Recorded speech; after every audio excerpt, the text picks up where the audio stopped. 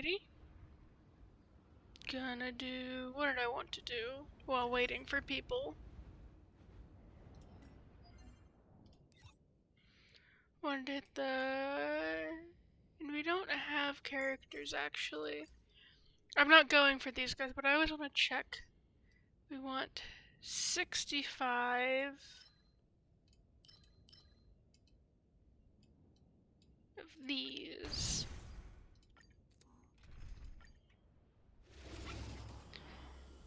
For Finan, because he will be coming home. Don't get complacent. Bloom. I can't die, but thanks. Forever do it. Receive divinity. Oh, wait, I'm supposed to wait for something. Die. Oh well. I'll accept your punishment. I've heard the call. Thunder skill might just have to use tree skill. Yeah. Forever do it. It's coming. Tribby skill, Tribby ult. Not enough to get a review. Oh well. I'll see you off. Bloom. I can't burn it all.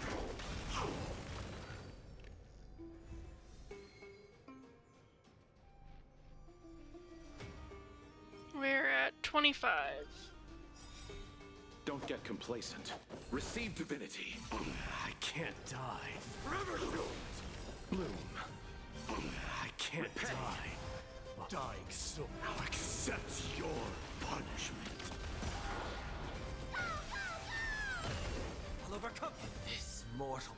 Watch over you and guide you on your path. Ult then skill. This isn't complicated. Down farewell.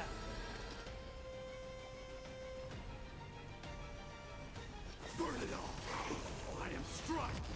Forever do it.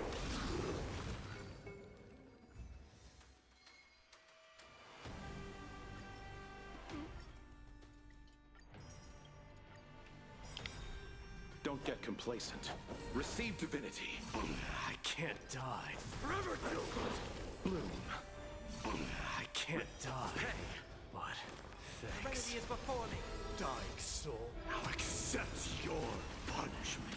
Hi Ash, I'm just doing material grinding while waiting. This mortal.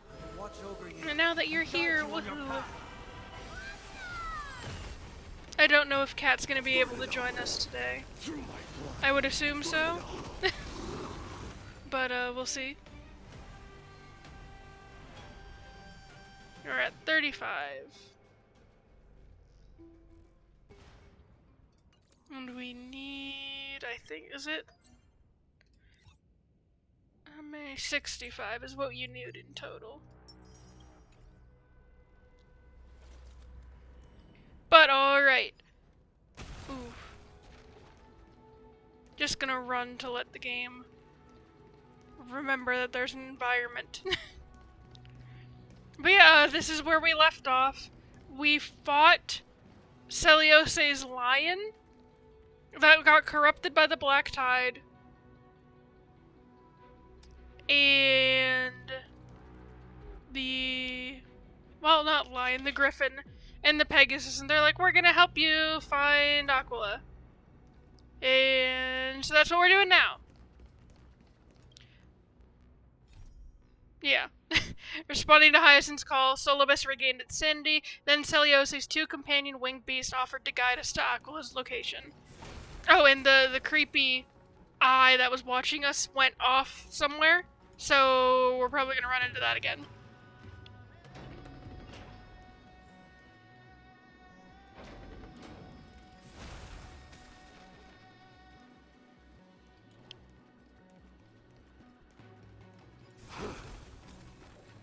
Nope, bug. Winter bug. Living so close to the sky, dancing with snowflakes all day, the cold wind blowing over me in the ventilation shaft. All of these make me feel like I'm back infiltrating the winter folk city. Ooh, compared to their sky fortress, this place is unbearably hot.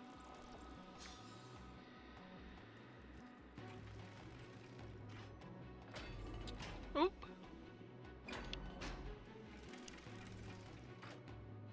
Yep, there's the eye again. 1,000 years have passed. and yet this place feels the same. Just that there is no more human clamor. This is the Hall of the Sunfolk, where the Sunborn once held grand ceremonies to give thanks for Aquila's gifts. So, did the Sky Titan really take the side of the Sunfolk? Everyone thought so until Celiosi's spear pierced through Aquila's wrath. Only then did we understand that Aquila wasn't hiding from the clouds and rain, but from the horror that lurked within the unlit shadows. The Black Tide? The Black Tide's threat has forced the Chrysos heirs to complete our flame chase journey, heading toward the prophecy's miracle of Genesis. Okay, so Aquila's afraid of the Black Tide. And is also wouldn't be the origin of it, I don't think. Chrysos heirs. In our time, that title used to stir up waves of outrage. But you all seem to be revered as heroes. It's all thanks to those who came before us. Trebios and Aglaya. You must have heard of these two names. So it was those two who made it to the end. What does that mean? Let's not elaborate on unrelated topics. You now know how to activate the celestial globe. So go and force out the Titan in the mural. Fine, and they've talked about it so many times how there's only one person who's gonna make it to the end and everybody else is gonna die. Oop, bug. Oop, other bug. The road got sucked away by the wind fan? Did Aquila do that? You have nothing to fear. We can use the power of time to rewind it if we have to.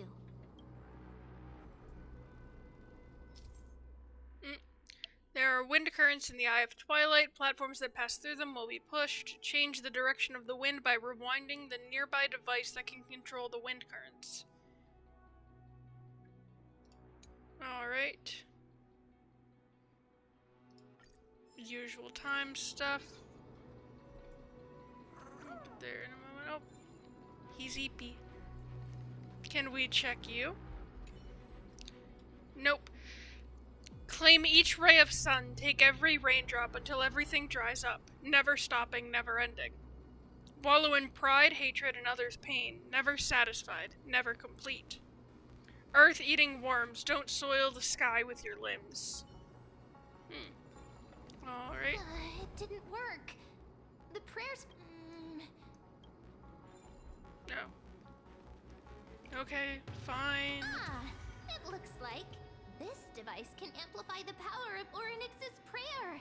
Why don't you try to change the wind's direction with this thing, partner? Yep. Now the prayer should rewind for even longer. Let's try to control the wind's direction with this thing, partner. Oh, this goes here.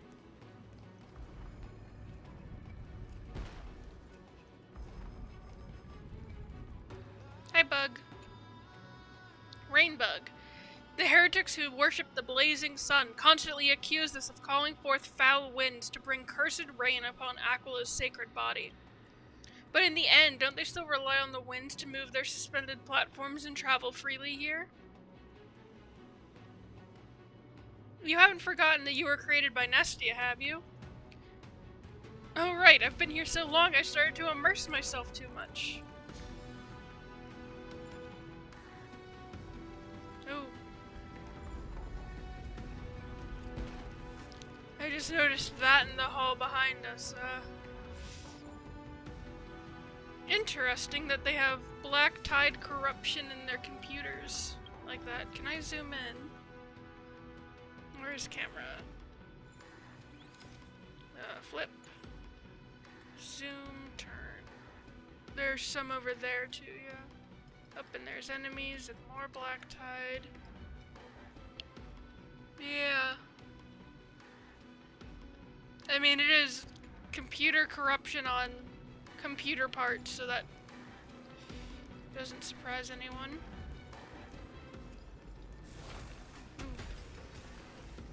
A celestial globe is right ahead. Let's go and force Aquila to come out. Alright. Then that path is blocked. The turn of dawn and dusk, commanding the celestial globe. Change, celestial mural. Celestial shift didn't work? Perhaps the device has been damaged during these long, merciless years. Oh, do you see those two giant circuits on either side of the hall? Maybe we should try fixing them. That's the corruption I was just looking at. These circuits all seem to be corroded by the black tide. Here's hoping those two prophecy tablets can help us out. Yep, alrighty. Let's wait and see. A day of peace. Extreme numbers!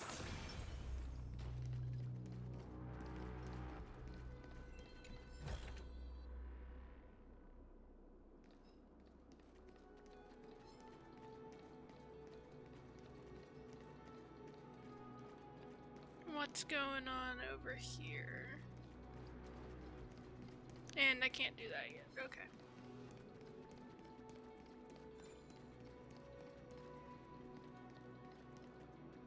Where does this send me?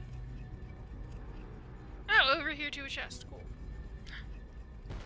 Golden scapegoat puzzle. I see you.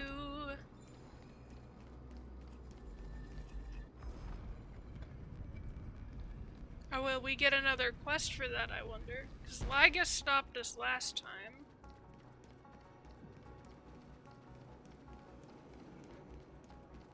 So we didn't get a translation last time. Let's purify that. And then... let's see how complicated this is. Because I don't want to waste too much time. 8. And we need to drop... oh dear, okay. 2, 3, 4, 5, 6, 7, 8, nope. So 1, 2, 3, 4, 5, 6, 7, 8, nope. 1, 2, 3, 4, 5, 6, 7.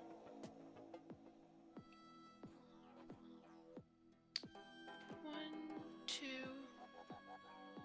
3, 4. No, because we can't get back up. No, we can't. 1, 2, 3, 4, 5, 6, 7.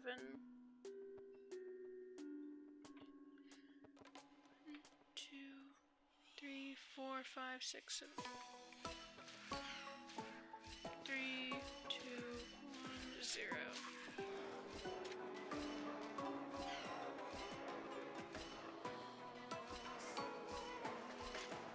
And there we go. Good.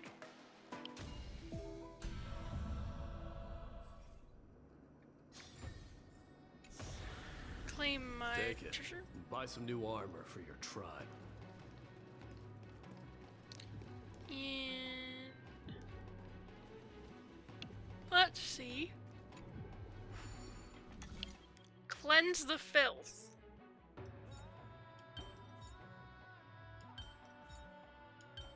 Yep, that was easy enough.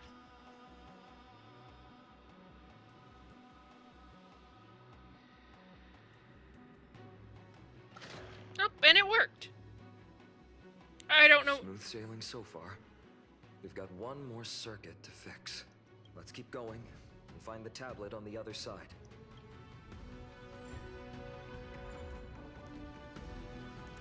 It's interesting to me how easy it is for the... I mean, I guess it's not easy, I don't know, but the Titan's power, Kefali as the symbol on all the purification spots previous. Oryx just did it there, even though Oryx is dead. Does that mean we did it? I don't know. But, I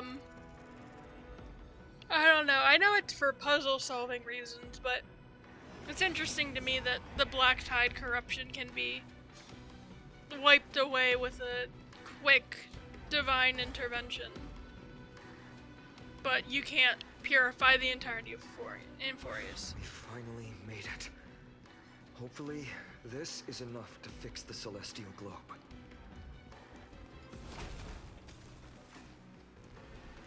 Grab health. Okay, puzzle.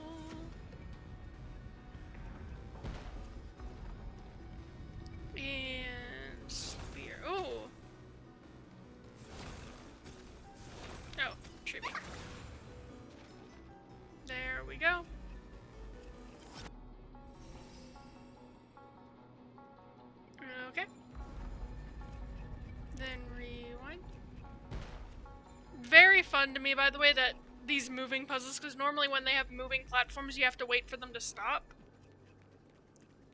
But in this, you really do gotta just... you just run with it. You just go free. Alright. Ooh, different symbol in this one. Same premise, though.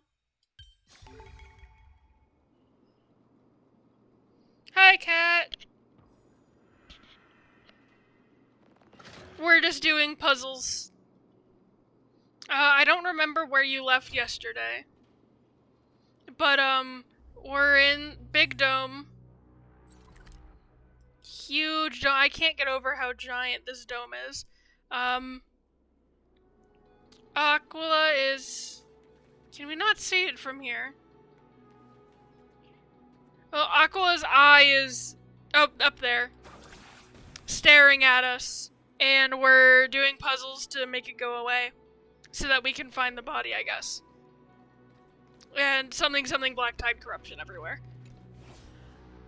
There that goes.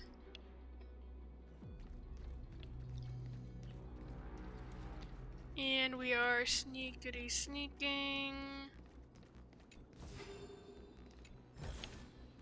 Take it. Oh, also we have a Griffin and a Pegasus memories. We have memory recollections of Ciliose's Griffin and Pegasus. I will probably have to fight these ones. Submit or die.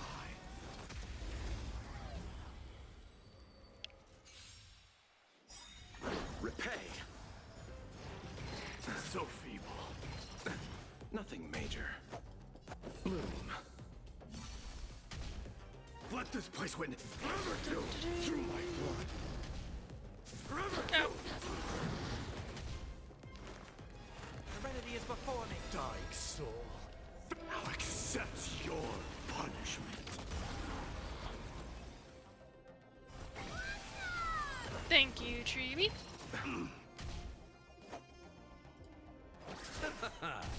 Burn it up. And Godslayer.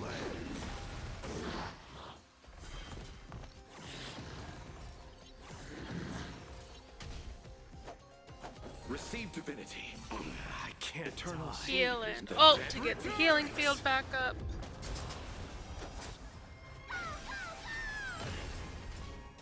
Mighty goes. I'll overcome the folk woman and down farewell. And then Mighty goes again, and battle's over. Mighty's just ending these freaks, yeah. Winds of battle never cease. Let's wait and see. A day of peace. He could arguably end them even faster if I used Remembrance MC. I still don't know which of the two is better, because I don't have E1 Tribute, which does massive damage. But, oh, speedrunning bug! 1,000 years of solitude, and at last I've mastered the art of quantum speed reading. Let's put it to the test with this data stream. That probably says something, but I'm not reading out those numbers. Brain overload! Too much data! Also, I'm still not over the fact that we are just in the giant computer that controls weather for the entire planet. Because that's what this is. And I'm just like, Side-eyes the Amphoreus is a simulation. Buy some new armor. I don't even know if it counts as a theory anymore, because I feel like it's basically confirmed, even if they haven't outright said it. But something, the Titans are just physical manifestations of computer programs that are in charge of things. Like weather for the entire planet, for example. And we're back. Up here. Hi, Aquila. The turn of dawn and dusk, commanding the celestial globe. Change, celestial mural.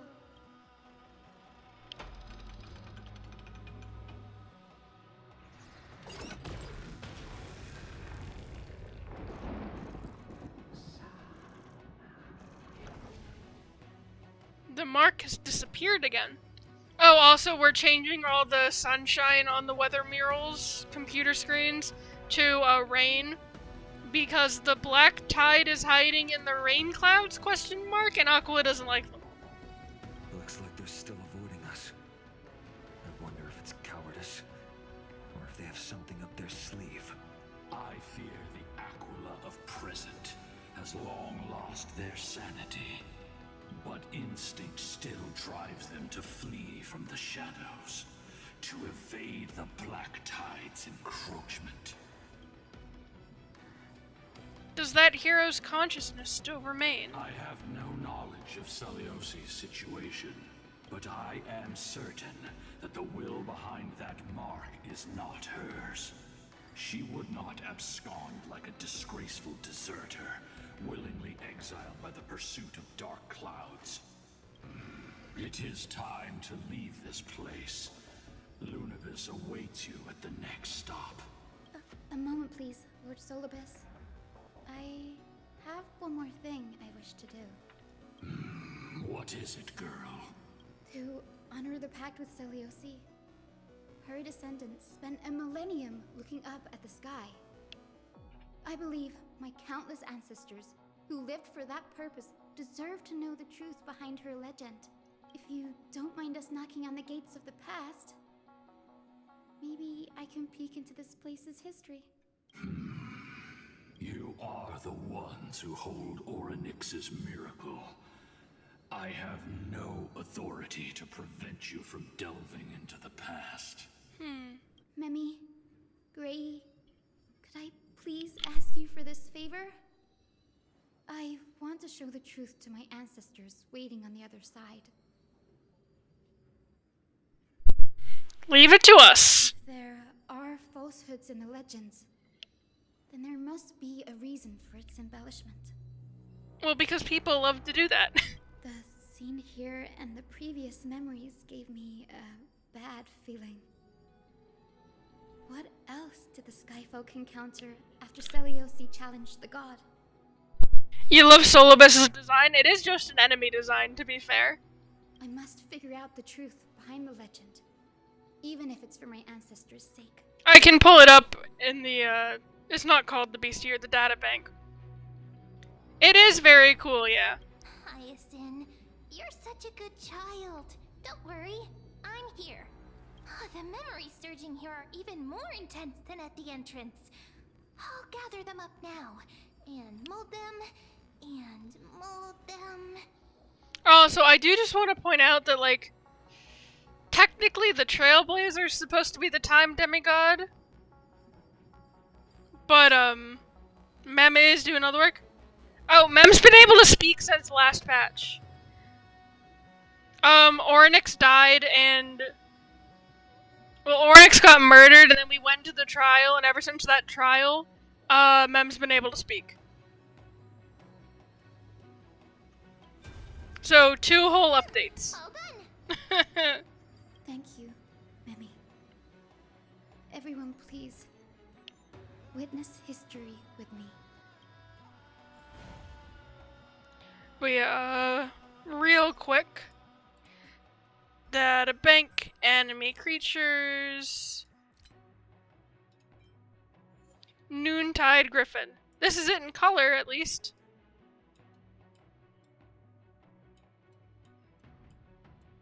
And this is said to was made by Aquila and Kefali and represents Aquila.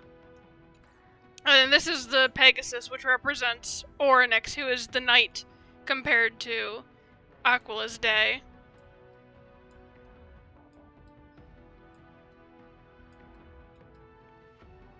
But yeah, they're really cool designs. And then there's just this guy.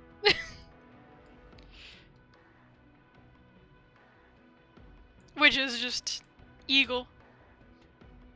I don't know why these don't count as Titankin, because I thought Titankin were just things made by the... Like, these are just Titans! Why are the Titans in the Titankins, and then these other things made by... I don't know. And then the Black Tide stuff is just previous enemies that have been corrupted. Like, If I go here, look, it's the griffin, but it's evil now. Which is very cool. But yeah, and also Flame River. What's funny is I think Flame River used to be under the Cosmos tab. But, is in here now. Anyways, memories. Daughter of Dusk, have you finally gone mad? Ooh. Oh, that's Celiose, I think, on the griffin. I knew it! The child with the blood of 2 feuding clans will one day destroy the Sky Castrum. Will you really point the tip of your spear at our god? Stay your hand. Your recklessness will only bring divine retribution. The Sunfolk are facing off against Celiose. Listen to this part of it. This is killing me. I get it. It's just... They really did add a skip button. Which is insane to me. Divine retribution? Those innocent children of the earth were sentenced to total annihilation by the god above. While they had nothing more than mere curiosity for things that lie beyond the sky. Look at yourselves. You call yourselves the Sunborn, yet you're unable to bear the blinding sunlight. You even consider sunburns and blisters as a gift from the gods. You declare yourselves the chosen ones, champions favored by Aquila. Yet you dare not even declare war upon the true threat of this world. Instead, you raise your swords and rattle them at your weaker brethren. Ooh, call them out. You are all beyond saving. My father was also a disciple of the sun, but he taught me resilience and justice and guided me towards the light. He taught me wherever there is light, there is hope. Wretched people. I see no hope left in any of you. Even a shadow has more dignity than you lot. Ooh. Even so, Daughter of Dusk. Even so, you should not shatter our faith. Not just our faith. Aquila forged the sky. Nay, they are the sky itself. If they fall, what will this world turn into?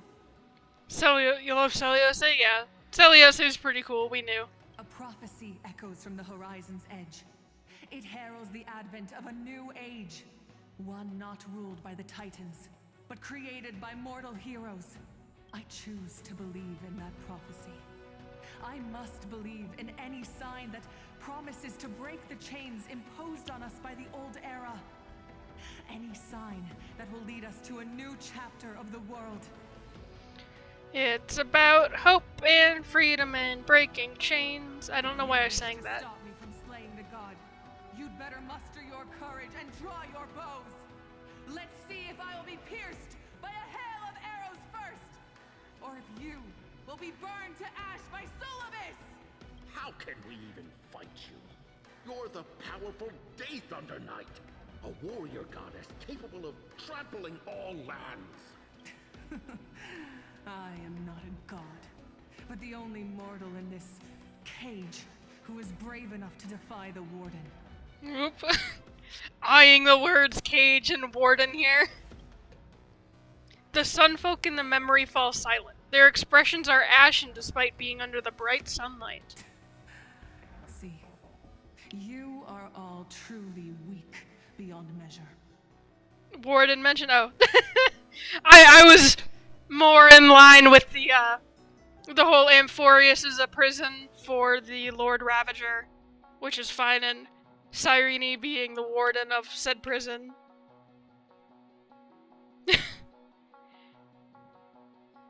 I was not thinking of Dream SMP. I was thinking of... This was not a Pandora's Box moment, no. I was thinking about Cyrene being slightly more antagonistic than Hoyoverse would ever allow. And Kat just went Minecraft. Yeah. The hunting ground beckons. Come, Solobis! Wonder where... The hero Celiose, disillusioned by the Sunfolk's deeds, decided to sever the source of it all. The god they so blindly placed their faith in. Blind faith is never good. She was brimming with compassion at that time. Her words were bursting with anger, but her heart had nothing but mercy for the children of humanity. They hate women, that's why Cyrene can't be antagonistic. True. At that time. We should get going, Hyacinthia. Lunibus is waiting for you all. One, I wonder where Lunibus is in that past memory, because she only mentioned Solibus. But, ruh-oh. Corruption in my Titans? Aquila has fled to the other end of the fortress. Let's chase after them. Cyrene, you can be able to me. True. Lunibus will lead the way. He eepy. No, every time I go to point out that Bubbles is eepy, he gets up. I don't, like, necessarily want Cyrene to be evil. I never, like, pictured her as, like, the final boss. I think that's gonna be, like, Flame Reaver Finan. But, like, I want her to be messed up. Like, I want her to think of Amphoreus basically as a giant Sims game, and the people there aren't real, and, like, we've had a billion cycles, and she tweaks things in the world and people, and is like, look at my OCs, aren't they cool? And she's talking about, like, real people who are going through suffering and all sorts of other things. And she's like, fine, and look, I made all this cool stuff just for you. Isn't it amazing? Look at how hard I worked. Look at all the different versions of the Chrysos heirs I made. And Finan's just standing there in horror because she's treating his best friends as, fucking Sims toys. Like, I just think that would be cool and fun. But they'd never. Oh. Lady Lunibus, we're here. Aquila. Even though they have been corrupted by the Black Tide, Average OC creator, exactly! they still maintain a connection with their kin in this fortress. Behind us as well. Maintain formation, don't get surrounded. We're already surrounded. You think to hinder us, imprisoned Titan? He's just so angry. Yeah, sorry, Elysia married humanity, they wouldn't let her, yeah. It's... The captain of the football team is gone, and I just keep, like... I'm not even, like, necessarily giddy, I just have to keep commenting on it, because I'm like, oh, character growth, not necessarily positive. Then we will make you understand that resistance is futile. He just says things like that, and I just kind of side-eye like, uh-oh. Whoa. Face me. I'll accept your Character growth negatively, yeah. Whoa, guys. Over you and guide you on your path. Epic, the musical songs start playing faintly in the chose the wrong distance. enemy.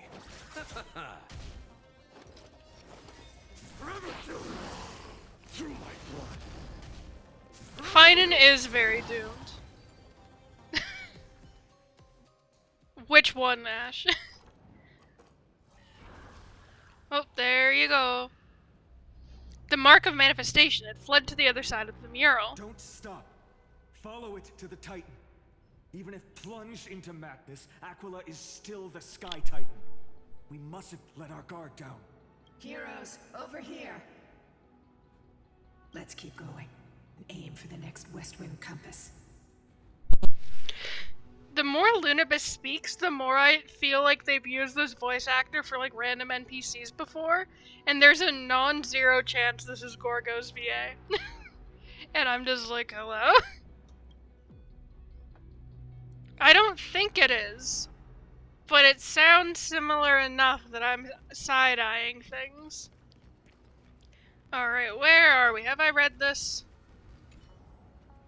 Trade boiling blood that cleanses sky's shadows for a spear through 100 eyes in this truth. Redemption is but a dream foolish beyond reach. The wretched land deserves sulfur and salt water. This I swear. The lying traitor should eat coal and fire. This I vow. Oh,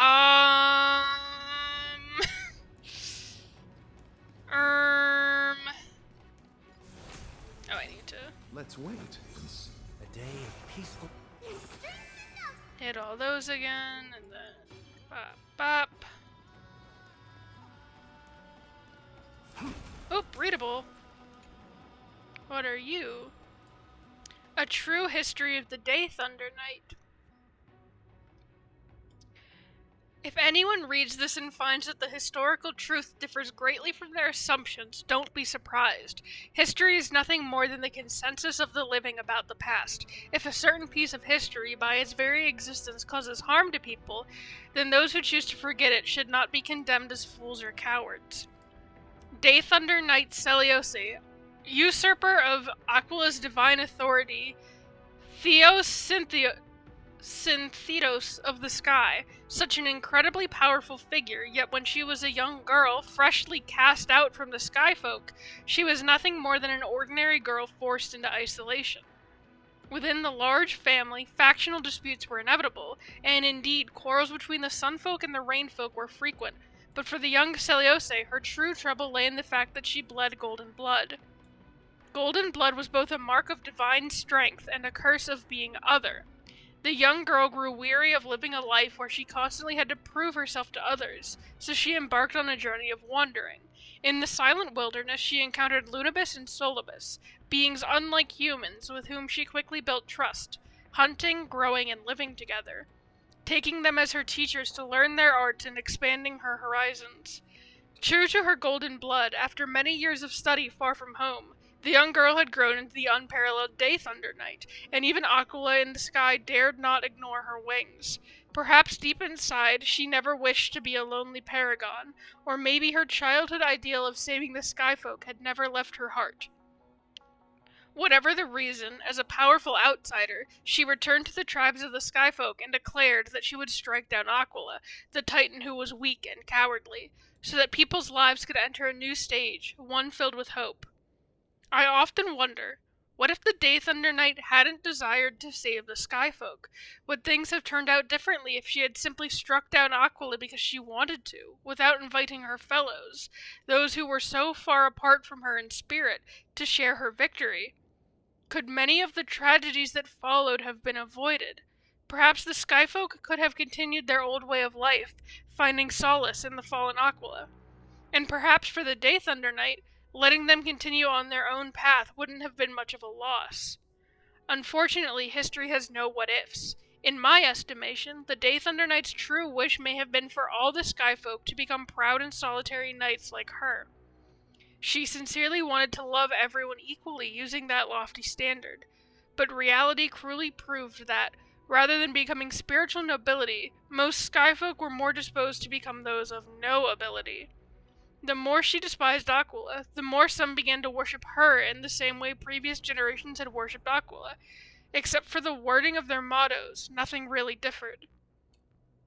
As an outsider, she could only use extreme violence to control the very people she sought to save. Much like a parent who, accustomed to hitting their children, can only express their disordered love through domestic violence. At least in her understanding, this was indeed a form of love. The following text also shows signs of having been erased and rewritten. When this brief biography was originally written, the situation wasn't yet beyond saving. But after today, I will be the last of the skyfolk, and according to the agreement with her, I will search for new meaning for the history she has written in the future. I don't know if I or my descendants will ever complete this mission, but if someone reads these notes, then I believe by that time you may judge for yourself.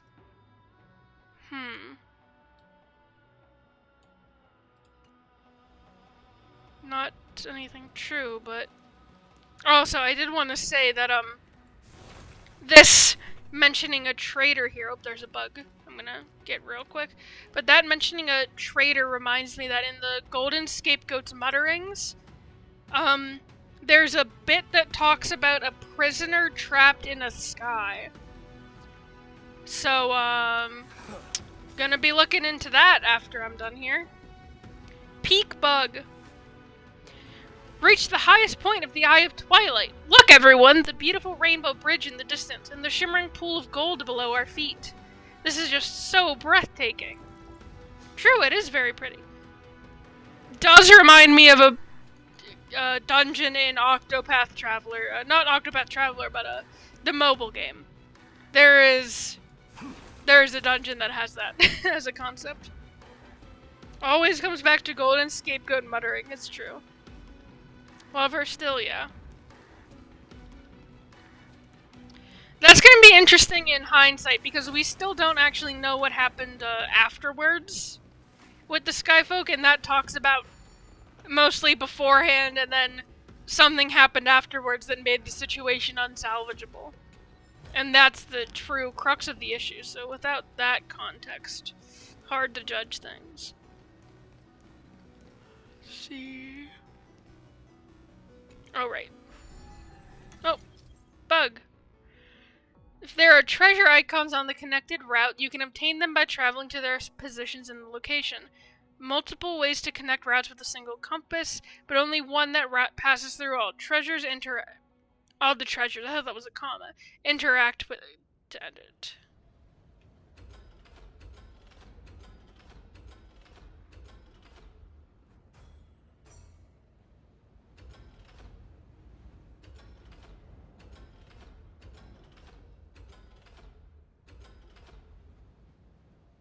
We're not connected yet, or... Oh, are we not... Are we over here? I think we're here. Nope.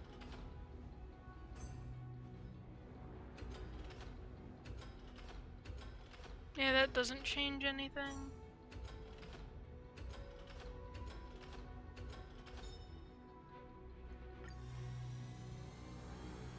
There we go. Look, the Rainbow Bridge is leading us to our next destination. Let's hurry on. Follow Lady Lunabis. Yeah, that wasn't a bug, that was a... We are here.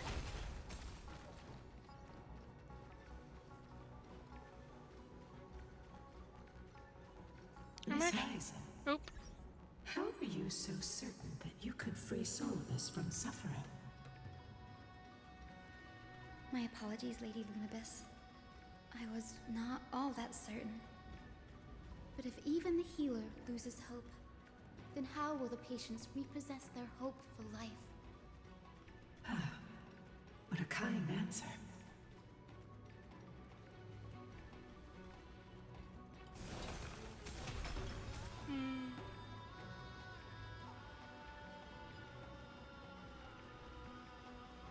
And treasure chest.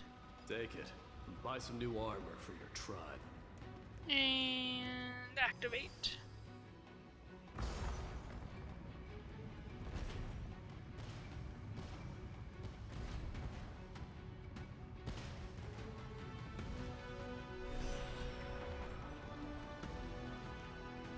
Alright. The Titankin here appear to have all been corrupted by the Black Tide. The Black Tide is a calamity from beyond the sky. If that's true, the sky's defenses would naturally be the first to be breached.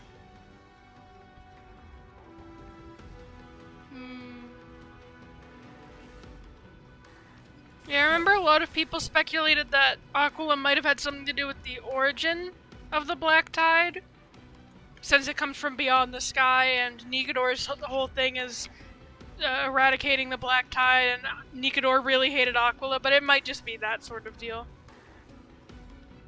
Ooh. Oh, that's a space anchor. I never recognize these things from a distance when they're unactivated. I'm always like, ooh, what's that thing? And it's always a space anchor. The murals seem to depict more than just the Sky Titan. Shall we stop for a look? Ooh, good, I saw this from a distance and I wanted to investigate. Which Titan is this? It doesn't seem to match any of the Amphorean myths I've read. Maybe the ancient sky civilization had a completely different interpretation of the Titans from ours. I don't think that's the case, though. Fine, and I almost said Don Hung. I agree with you. This figure looks way too alien. Alright, what is this? This doesn't match any of the eons. I don't think.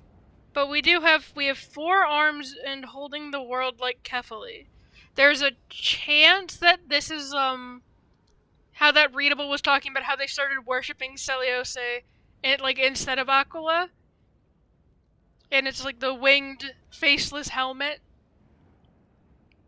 Kind of makes me think like maybe this is Celiose, but that doesn't feel right. It's possible, but like I don't know where the 4 arms would come from.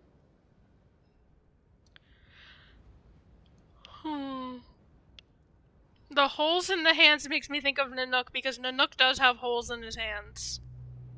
Because there's some, not quite Jesus symbolism, but like, there's some common thread between like Jesus and like 2 other culture myths that has like the holes in the hands as symbolism, and that's a whole thing with Nanook. But it's also the diamond shape.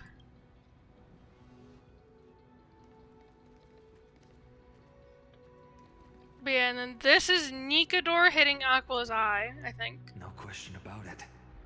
This mural depicts the Eye of Twilight. Okay. It's either Celiose or Aquila. It's I can go back to it if you missed seeing it, Ash, but they very specifically went, I mean, like, this could be Aquila. Could be Aquila's human form, actually, because we're getting Celiose's past, but we're not seeing the, like, previous Chrysos heir yet. That became Aquila in the previous cycle. Perhaps this could be called concept art? Aquila's most common form in the myths looks exactly like a giant eye in the sky. Yeah, it could be human form. It's just... I don't know. If nothing goes wrong, we'll be able to see their true form very quickly. And these darker triangles. But yeah, like, it's the... holding the globe, I guess. This could be Aquila. It's just the way they're like, this doesn't resemble any myth whatsoever. To the point where they're like, maybe there's an entirely different mythology going on here that's being depicted in this mural.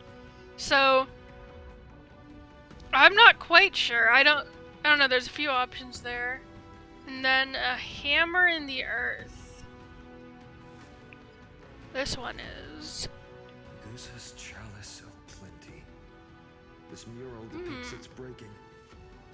Though the conflict between sky and ocean wasn't particularly severe, it is obvious that Aquila's people weren't exactly cordial to the latter.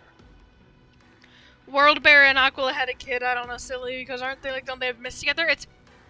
There are quite a few myths, and Aquila and Kefali did basically co-create the Griffin and the Pegasus monsters together. And it's... no, the creation trio is Giorios, Fagusa, and Aquila. And then, or no, those are the pillars. The creation trio is Kefali, Nestia, and Circes. But yeah, they all have like a ton, and I don't know all of the myths. Like, I didn't remember that there was Aquila, Fagusa beef. This hammer's probably Giorios? Giorios, Aquila's nemesis. Yeah, I didn't... well, no, I did remember that. No, I thought Giorios and Fagusa were the ones that had beef. Because it was the whole thing with Fagusa's water.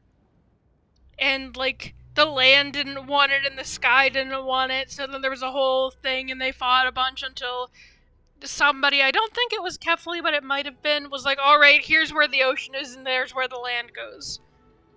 Unlike the 3 titans of creation that coexist in mutual benefit, the sky and the earth never ceased attacking each other. They all have beef forever, apparently. But when the Twilight Courtyard left the Sky Civilization and came down to the mortal realm to live, they discovered that the earth also possessed a gentle, benevolent side. Isn't Giorgio stated to be the kindest Titan? Or the gentlest Titan, one of those two? Whether between people, cities, and gods. I suppose that all conflicts stem from misunderstandings. Yeah, well, I'm not actually going to do like a deep dive into the myths right now. But I do have... why are there so many... Oh, boy. Lots of... This one's tied to a side quest, so we can ignore that. But yeah, oh boy. Those are back there. Christ's Day Handbook is stupid. Cavalry... Citizens Assembly, Song of Fate Season, Grove Report. When did I get that? Oh well. This is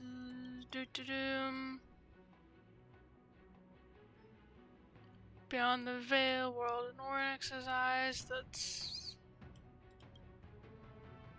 That's the battle.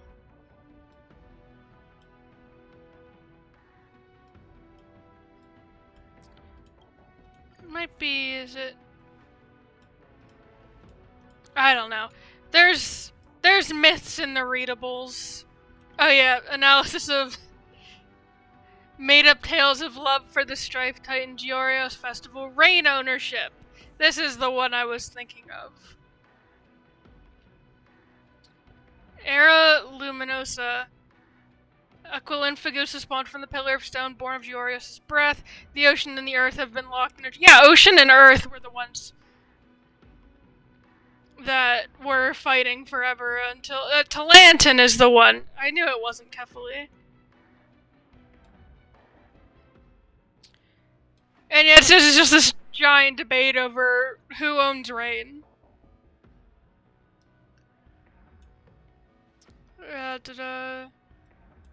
And Nestia gets involved. It's a whole thing, but yeah, I knew Giorgios and Fagusta had beef. I didn't realize Aquila was in there too. But they're all fighting over who owns Reign. Buy some new armor for your tribe. And we got that. Anyways, hi Lunibus.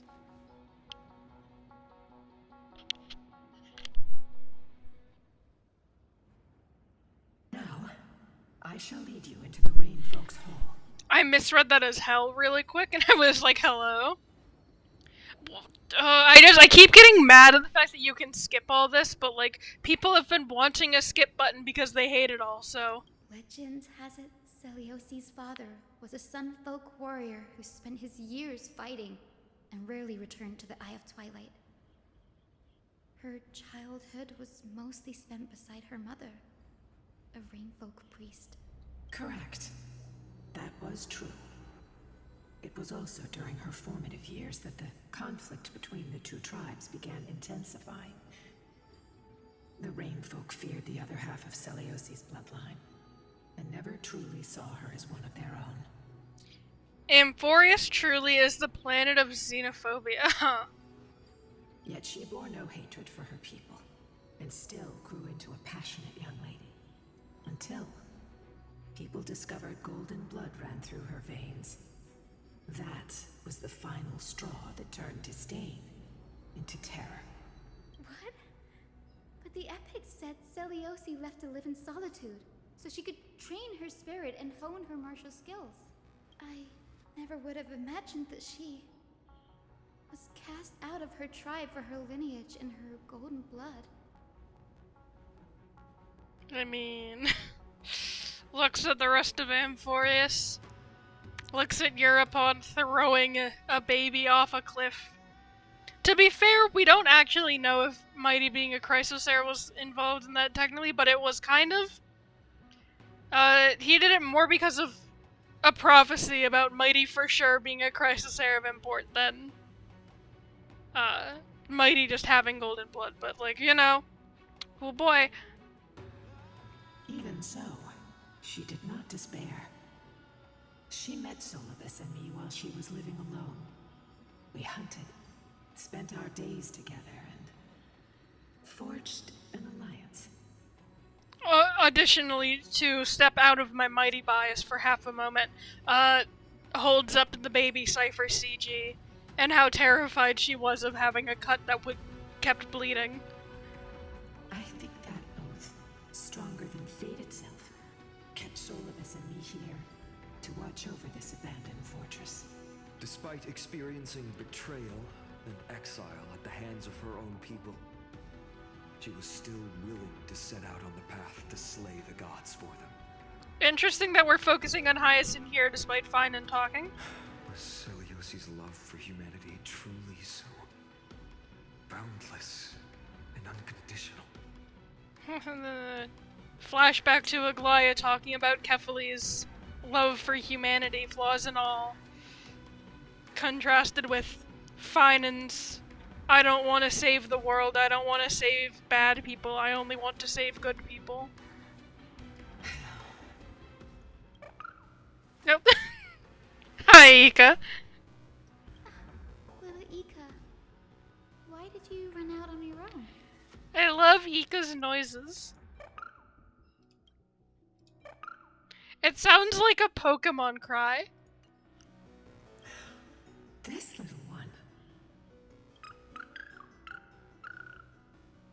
So, I think what kills me, fat baby, yeah. What kills me is that it's the subtitling here, or the captioning here, for whatever those noises are, is doot doot. Like, I don't know how I would transcribe those noises. Like, I guess doot works, but I don't know. I don't know, man, it's just...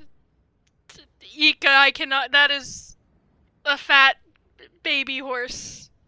It's more of a trill. Oh yeah, it's definitely a trill, but like... I feel like when you're like transcribing a trill sound, you like have like the random letters that make the trill sound and then like a tilde at the end or something. You wouldn't just be like trill, trill, trill. You're saying you smell a familiar scent on Lady Lunapis? They look completely different. But little Ika should also be a winged beast, right? God knows what Ika is. It's on my bingo card for a reason. Could it be?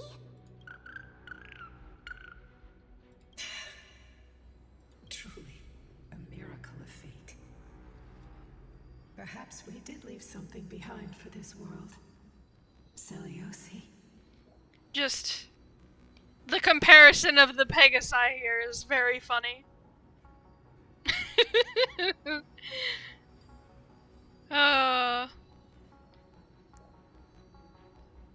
Coughing baby versus nuclear bomb. Lady Lunapis? Is little Ika your... Baby. Please press on, flame-chasing heroes. I can sense it. The radiance of Aquila shines ever brighter.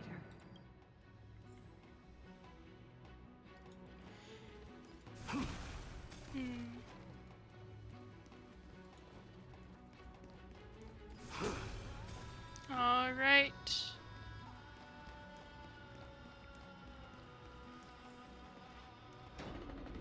No, actually, I'm gonna check.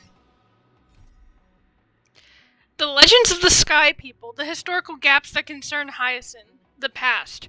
We pondered the unknown tales shared by the winged beast, relentlessly tracking Aquila down, trying to force them out using the celestial mural.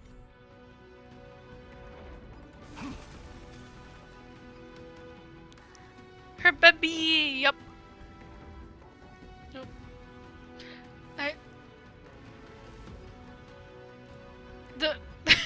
The lighting in these hallways keeps changing.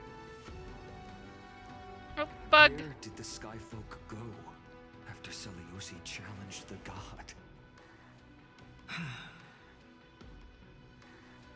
Just like the countless tribes throughout history, they were drowned in the dark clouds of time. Oh, Eepin.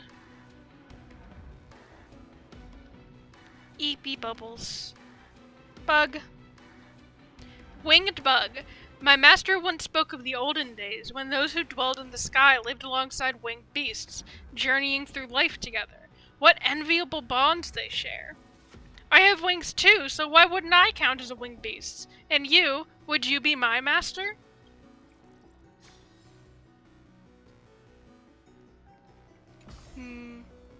Something. I was watching some Legend of Zelda. No, Bubbles! Up there he is. I was watching some Legend of Zelda stuff recently, so like, haha, Skyloft moment. Also obligatory, haha, How to Train Your Dragon moment, but you know. Alright, where are we? Aquila. They are indeed here. The celestial globe is right ahead. But there are black tide creatures guarding it. Looks like we can't skip this fight. Let's go get them. It's another one of those devices that can enhance prayers. Can I leave that to you, partner? Yippers. Ooh. Scroll.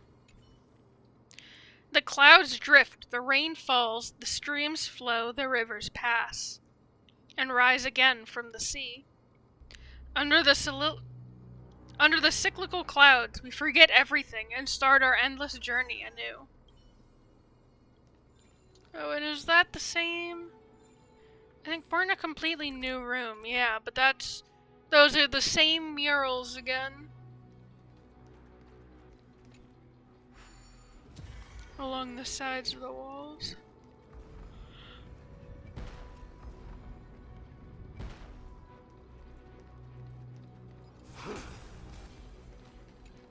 Treasure chest. You may have it.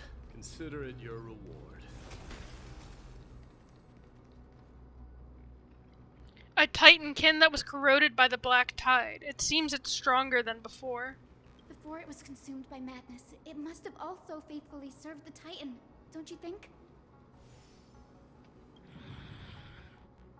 No healer can heal all, especially faced with souls that are trapped deeply in the clutches of pain. Granting it a dignified end may be the most compassionate act of all. Repay. So feeble.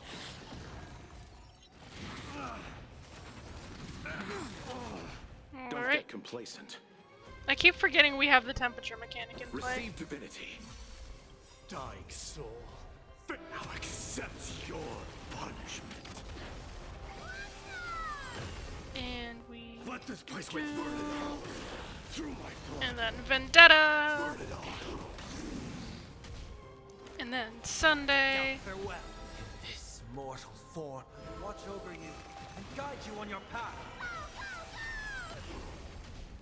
Forever doomed. Underestimating us will cost you. Then Tree B. Hiding the west wind. Away we go. You chose the wrong enemy. Bloom. I can't. And Locha Alt for the hell of it. Thanks. Not enough to kill, darn. But Godslayer.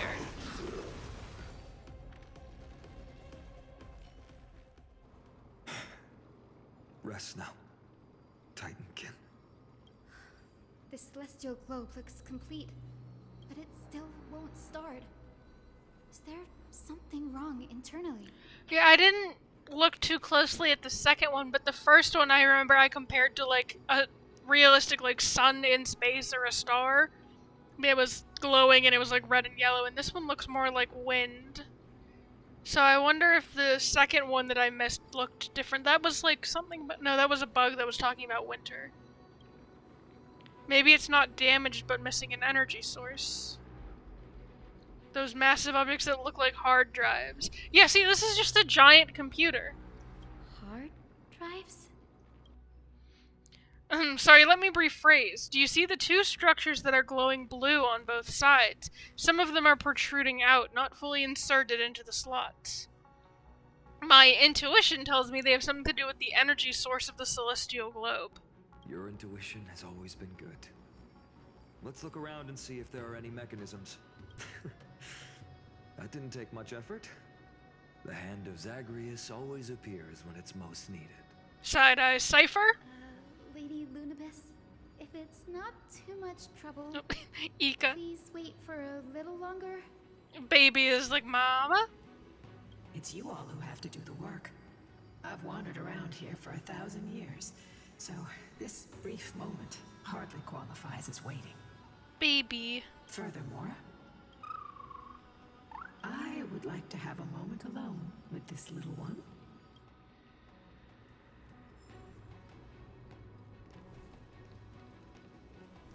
This is the smallest, roundest creature the world has ever seen. I'm sorry, Bubbles, but you know it's true. Literally smaller than Bubbles.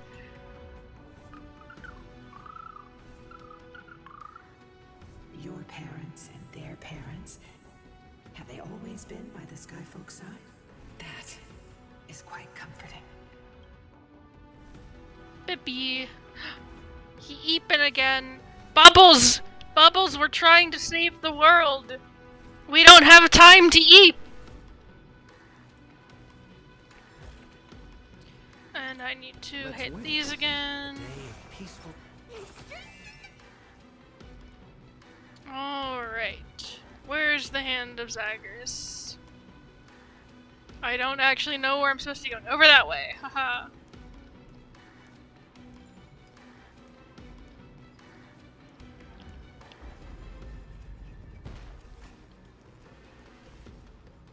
Maybe the hand of Zagreus can help us put the hard drive back to where it's meant to be. You're an expert. I am an expert at hitting things. Dear Celiosi. Ooh, voiced. Thank you for your letter. Never expected that we would learn about your past in this way. Oh. Hi, Tribios. He's just a sleepy little guy. Why didn't you tell us sooner? We could have helped you untangle your feelings if we had talked about this earlier. We aren't blaming you. Honestly, we even admire you. After everything you've been through, you've managed to keep that passion and positivity. It's truly impressive. But we also know that some scars stay with you for life. They never fully fade, and they always hurt when you least expect it. When times get tough, if there's anything you can't bring yourself to say to others, just write to us. The road you've chosen is tough, but there's no need to bear all the burdens alone. Remember, if you aim to unite people and tear down the barriers between hearts, patient communication and sharing are absolutely crucial. It's hard to truly understand others when you're always giving orders to them or making decisions for them. Your good friend, Trisha. Hello? New Tribios fragment dropped? New Tribios fragment dropped. We got a fourth one, gang! Let me just...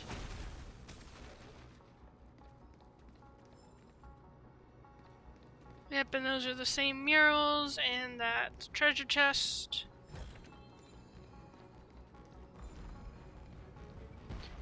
And...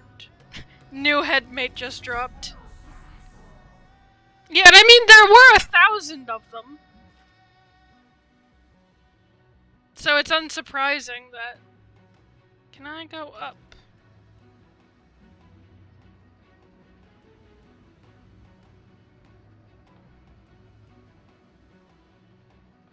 I can indeed go very far up, and then this is the ceiling, alright. They've usually got hidden secrets or 5.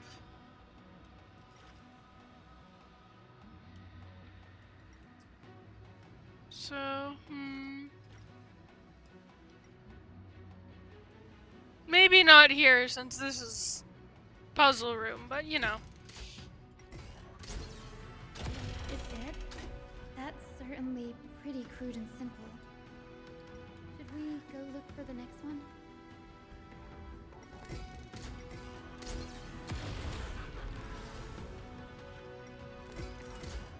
Can't escape me!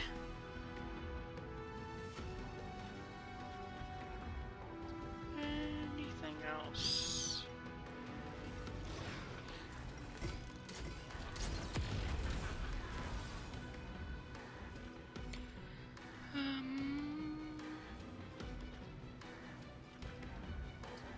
Yes, I need to go up, but ooh, this goes down pretty far actually. Yep, there's a spear down here. Treasure chest. Oh, I told you there's always something. 5 coins in here? And I've only seen 1. Oh boy. Oh, they're all localized, I see. Do I get blown by the wind? No, I don't. Yep, that's another scapegoat puzzle.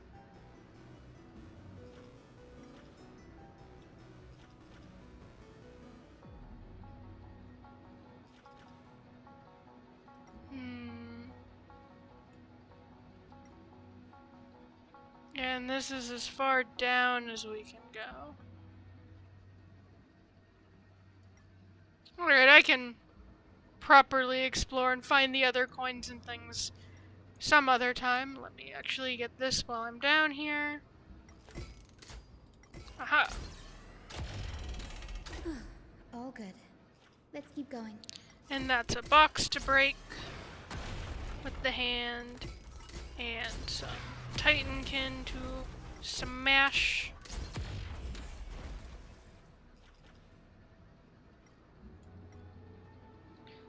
And we're going back up.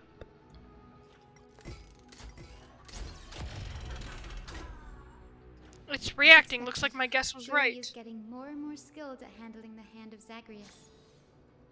Let's go. We should return and check on the celestial globe. Skill is one word for it.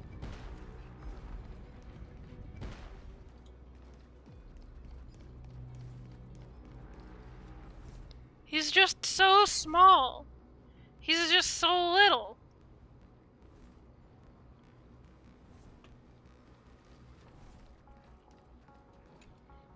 The turn of dawn and dusk, commanding the celestial globe.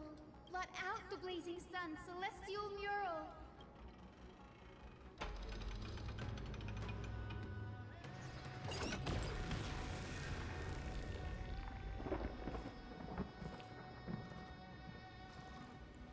Aquila has left. We've already changed 2 scenes on the mural. Where else can they go? In the direction that the denizens of the sky have prayed to their whole lives.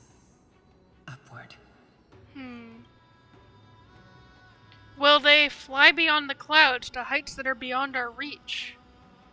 As far as we know, it was Aquila that placed the curse on this world, preventing Amphoreans from ever reaching the realm beyond the sky. A curse that fell from the sky. I can't verify the truth of this claim. When Seleucus fought Aquila, the Titan's incarnation did ascend into the skies, but they never attempted to break through the sky's veil to escape our pursuit. Yeah, Aquila can't leave either. Aquila is part of the world. Yeah, could it be that they too were unable to break through the heavens? It's not impossible. Perhaps the interpretation of the myth is inaccurate. It might be someone else who seeks to prevent Amphoreans from reaching the world beyond the sky. Cough, Ligus, cough! Regardless, we can only know the truth after we've defeated them. Before we press on, partner, man, let's unveil the history for Hyacinth. The true story behind the legend is yet to be fully revealed. Okay, leave it to me. Flowing, gathering, recollection, reveal.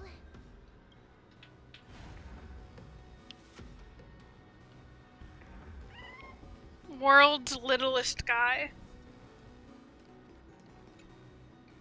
Oh, daughter of dusk, who has permitted your return to this sacred land of the Cloudborn? Bearing the blood of heresy and curse of gold, exile is your eternal sentence. Yep, and that's her on Lunibus now. My kin of old. I am no longer the immature fledgling I once was. I found my wings. The shackles you bound me with have rusted away, and I shall decide which direction I'll fly. As for this return home, before I embark on my god-slaying quest, Those who worship the god who is about to die deserve to know everything. So, the dreadful rumors are true. The cursed daughter of dusk, the invincible Day Thunder Knight, will soar into the heavens to challenge the Titan. Why would you do this, Seliosi? You were once such a warm-hearted girl. In this hall of the Cloudborn, you prayed so devoutly to Aquila.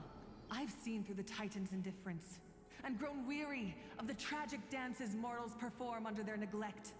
I see how you blame the god for their favoritism, yet lack the courage to rebel against the core of your beliefs. You're quick to turn your blades on your kin, but you never dare to confront the true source of your hatred. Oh yeah, I just realized this is... We're getting some mighty parallels, and this might just be me seeing Kremnos in everything, but Mighty's entire thing in 3.1 was that the Kremnoans weren't willing to challenge the core of their belief system, and they weren't willing to examine strife as a concept and how they worshipped or interacted with the concept of strife. All roads lead to Kremnos. I feel sorry for you. I grew up among you, and once saw myself as part of this tribe. The persecution you've suffered runs deep. For that, I understand your hatred towards me. And I forgive you for casting me out of care for you all. I'll walk this path, on behalf of everyone. Let the fall of the Eye of Twilight mark the dawn of a new chapter in history. Upon my return, there will be no more unjust gods. When a broken faith finally disappears, the children of humanity will be reborn. The skies will mend, and the divide between day and night will fade away. You are so naive, daughter of dusk. So powerful, yet so innocent. Yeah, and that line makes me think of Hyacinth, and also Cypher. With Cypher's whole, I want to trick the world into believing it's good, and Aglaia calling that, I don't remember if she used the word naive, I don't remember what wording she used exactly, but, you know, it had the same vibes. And Hyacinth's kindness, and her whole thing, and all of her ancestors even being like, you don't look powerful, but now that I've spoken to you, I sense your resolve. Something, you don't know the strength of will it took to be this kind. I fear you. I can't imagine how twisted you may become when you realize that shallow and fragile mortals can't bear the immense weight of your boundless love. That's an interesting statement. I fear what you will become when you realize people aren't good, and they will shatter and crumble and fall under the weight of unconditional love. Farewell, my kin. I'll always remember the tenderness you once showed me. Meager, but refreshing. Like gentle rain. I think that also stands out to me because, again, I feel like a major crux of Amphoreus' entire plotline is going to be that, like, again, the Chrysosers, and this includes Seliosi, this includes the past ones that we've seen, they're not just the playable ones we have now, are the best of humanity. They're good people, they're flawed people, but they are, at their cores, very good people doing their best and doing the impossible for the sake of idealism and creating a better world. And welcome back, Ash. And how that contrasts with Finan's idea of his childhood self and how he doesn't want to save the bad people who don't deserve it. Because Finan's love is very much not unconditional. Finan loves the people he's close to and he will do anything for them. And that does not extend to people who hurt the people he cares about. Fly, Lunabis. Lady Celiosi's resolve to slay the Titan was as firm as her farewell to her people was dismal. So, I don't know, there's just... Each patch update has its own core themes about the heirs and humanity and human connection and xenophobia, etc., but in the back of my head I'm always thinking about baby Finan, who didn't want to save the world because there were bad people who didn't deserve to be saved. Yet, from this memory, I sense something ominous. What happened later, Lady Lunabis? Rather than listening to me, continue onward and witness for yourselves. Follow the trail Aquila has left, heroes. This time, I will guide you alongside Solibus. Sorry, little one. I hope we still have time to talk later. He's a baby.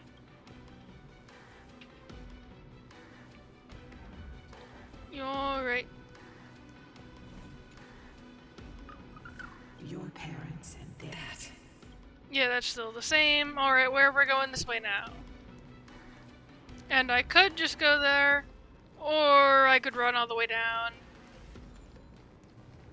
Or I could not run all the way down because there's corruption. Alright.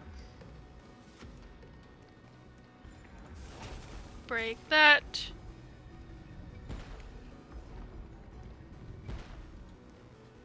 Then treasure chest and 3 shields. Take it. Buy some new And armor. yep, same murals, different order though. Like I just like the reason I don't think this is Celiose is because of the 4 arms. Like even if they mythologize her, I don't know why they would give her an extra set of arms. But they brought it up, so it's going to be important. Which is cool, because Kremnos also has murals, by the way, but we don't talk about those murals. If I remember correctly, Kremnos' murals, like, are about the river that they either get the stone for the Titankin. The stone that they used to carve the Strife Titankin from. Or there was something about the river being where they get the souls from, maybe River of Souls Underworld. Is such a mighty hero. Yet her partner, who must have walked with her to pass on her bloodline, was completely unrecorded in legend. Was he also a warrior? Or perhaps... You will soon have your answer, Miss Hyson. Alright, and we are going up. No bubbles! No, up. And he's fine. 4 arms for fun? I mean, sure. Well. Still more to do. We are not allowed. Does that go back, or? That probably ties into the descending staircase or something. We are not allowed over there yet. Lord Solibus is waiting for us. Treasure chest.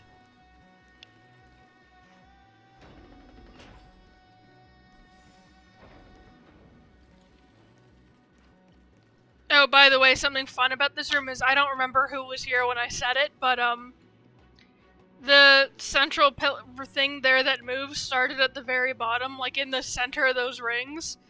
And there's that. We are 100%. The boss battle takes place on a falling elevator, like an elevator in free fall. And it is 100% that, and we are falling through that, and we crash land down there in the trailer. And this is also where we're falling, and that's the shot where Aglaya's knucklebone talisman is. We're falling from there and into the golden sea below. Oh, hey, you're back. Well, let's see what this says. Why you yearn, why you protect, why you wreck, why you live. life after life, age after age, why still wander alone in time's river? Even when your journey's purpose has faded through countless retellings. I call for the gentle dawn. Every time you see that thing, you think of Aventurine, yeah. But yeah, these scrolls feel very, like... Usually, they're about the room you're in. And, like, they get artsy and, like, about the Titans and stuff. But, these are all, I think all of them have been in, like, this central dome, so it's the same room.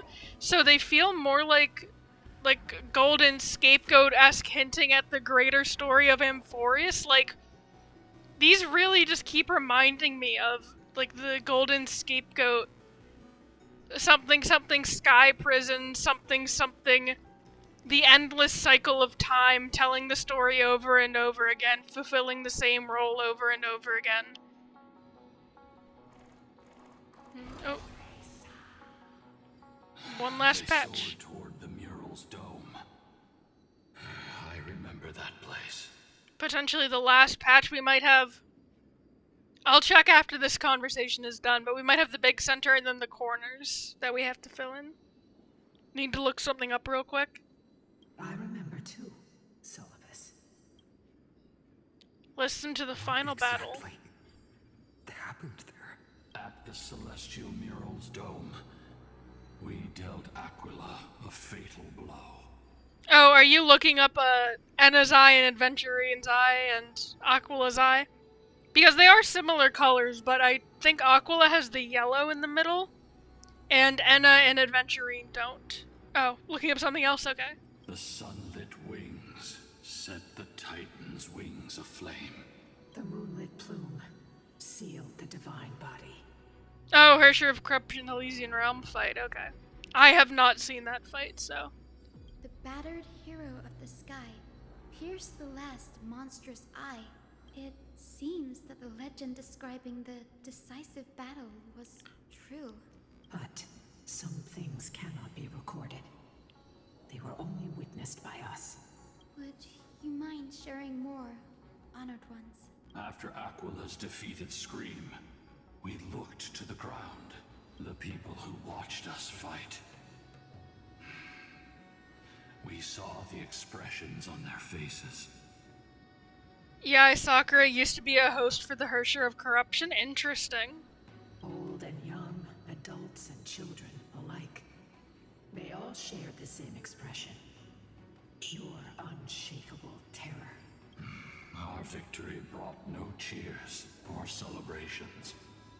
The terrified crowd became chaotic, screaming and trampling each other. When they realized that their centuries-old faith had been overturned by a cursed child of two clans. They regressed into senseless beasts that devoured their own kin. Ooh. No. That would be an insult to beasts. Syllabus and I have never witnessed such madness. Not even in the wildest corners of Amphoreus. Their faith drove them mad. Celiose was indeed rather naive. This doesn't align with the historical records. According to the legends of the Sky People, Aquila, gravely wounded, was determined to fight to the end. To prevent Aquila from using the sky of Amphoreus as a weapon to crush the earth, the hero Celiose chose to sacrifice herself, sealing the Titan in the process. I feel they never said that Aquila was using the sky as a weapon. It was that Aquila died, and then the sky began to fall, and then Celiose pulled an atlas, is how it's been described before. Legends and epics have always erased the cruelty, the bloodshed, and the cries of the commoners, while glorifying the heroes and their triumphs.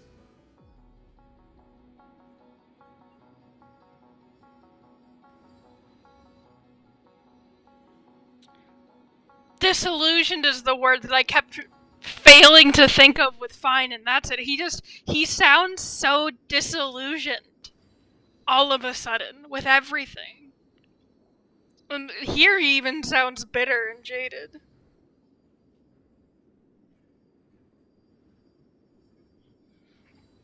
Man.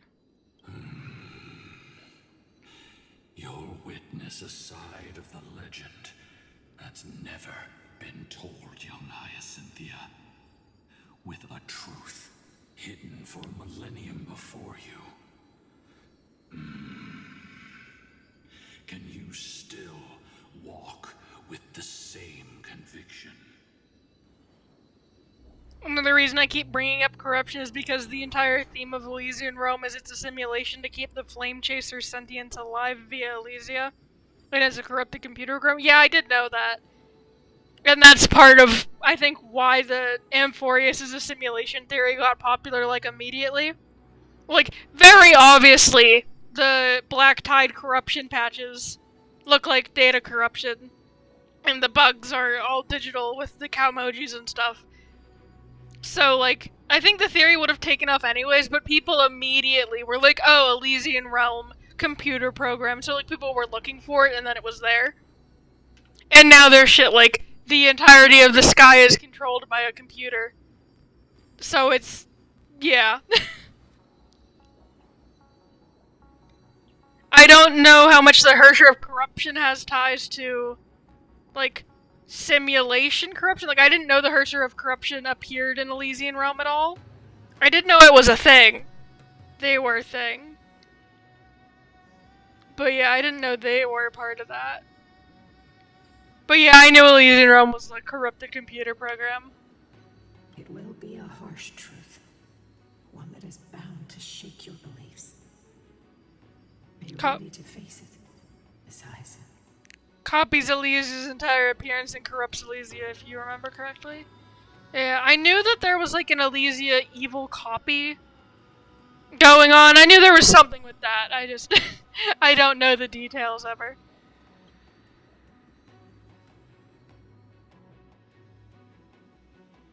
I am ready, honored ones. No matter what the hidden history holds, the spirits of my ancestors will urge me to make the right choice. This mission is far more important than my personal feelings or biases. If what I'm facing is a distorted history, a lie that's lasted for 1,000 years, I have to believe the one who created it had their reasons and struggles. Alright, so it's...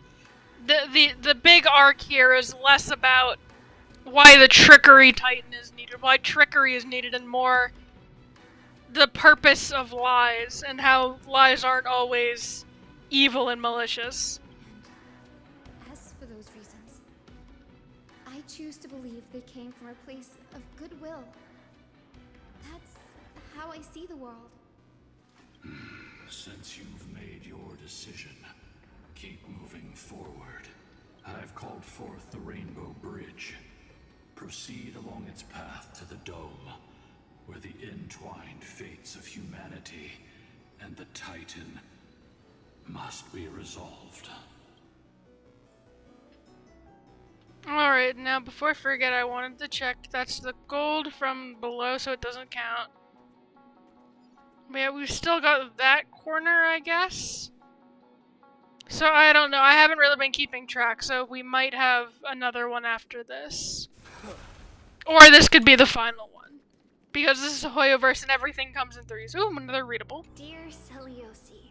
Oh, another Tribios. Word has reached us that you intend to face Aquila alone and resolve the strife among the Sky People. We have no doubts that you are strong enough to face the Titans. But before you embark on your journey, we'd like to share a story with you. Hopefully, there's still time. Remind me after we listen to this to check that this gets included, or if it's included in the data bank bookshelf. As kids in Yanisopolis, we spent hours with our mom learning origami. She'd take a stack of red paper and guide our hands as we turned them into birds, fish, crowns, and elaborate clothes.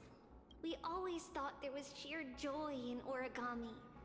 Every successful fold we made brought a loving smile from Mama. It wasn't until after Mama left that we realized origami itself hadn't been the true source of our joy. We soon left behind the hobby that had occupied so much of our childhood. We eventually understood that it wasn't the folding we loved, but Mama's reactions to our creations. Celiosi, you wrote of your love for your people and your desire to defeat the cruel gods for them. Your intense emotions make us wonder, is your love for your people similar to our love for origami? Ooh. Please, take a moment to consider this. If your love for humans is merely an abstract notion, rather than love for specific individuals, you may end up disappointed, even after saving them. Whew, that one's heavy. We're sorry if our words come across as heavy. However, as your friend, we feel it's important to voice these concerns. That way, you can make choices that are genuinely accountable to yourself. Immediately called out. Your good friend, Trisha.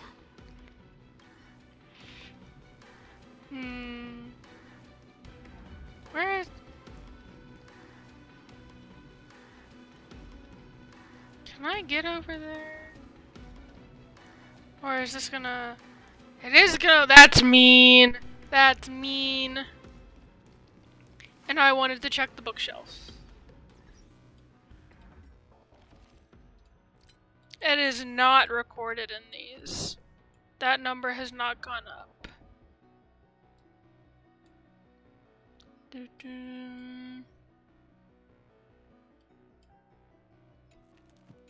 Yeah. So if you want to reread these, you gotta come back and find them. So, hoo boy, that's gonna be a trip. We don't need to activate the compass. It's already been done. Oh, never mind. Careful. They're desperately struggling to block our path, but we've backed them into a corner. This hurdle is trivial compared to the endless flame chase journey. I'll restore the bridge every time, no matter how many times the Titan obstructs us. Okay, so I do have to do the puzzle. Mean. Okay, we are like right at the top, so I think this will probably be the last. The next screen will be the last one.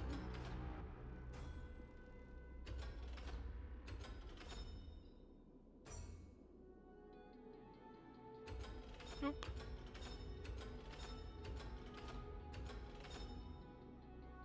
There we go.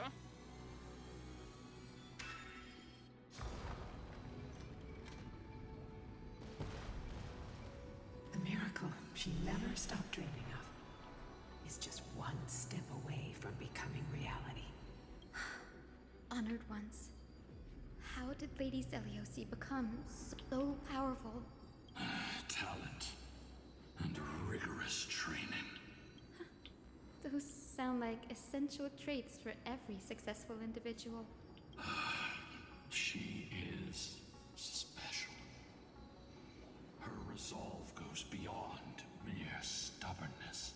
Continue forward along the Rainbow Bridge, heroes. Alrighty, and nothing behind me that I'm missing.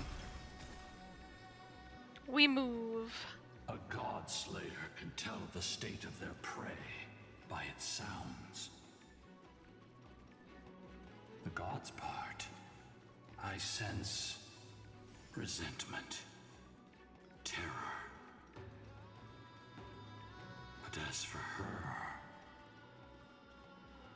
I cannot sense anything.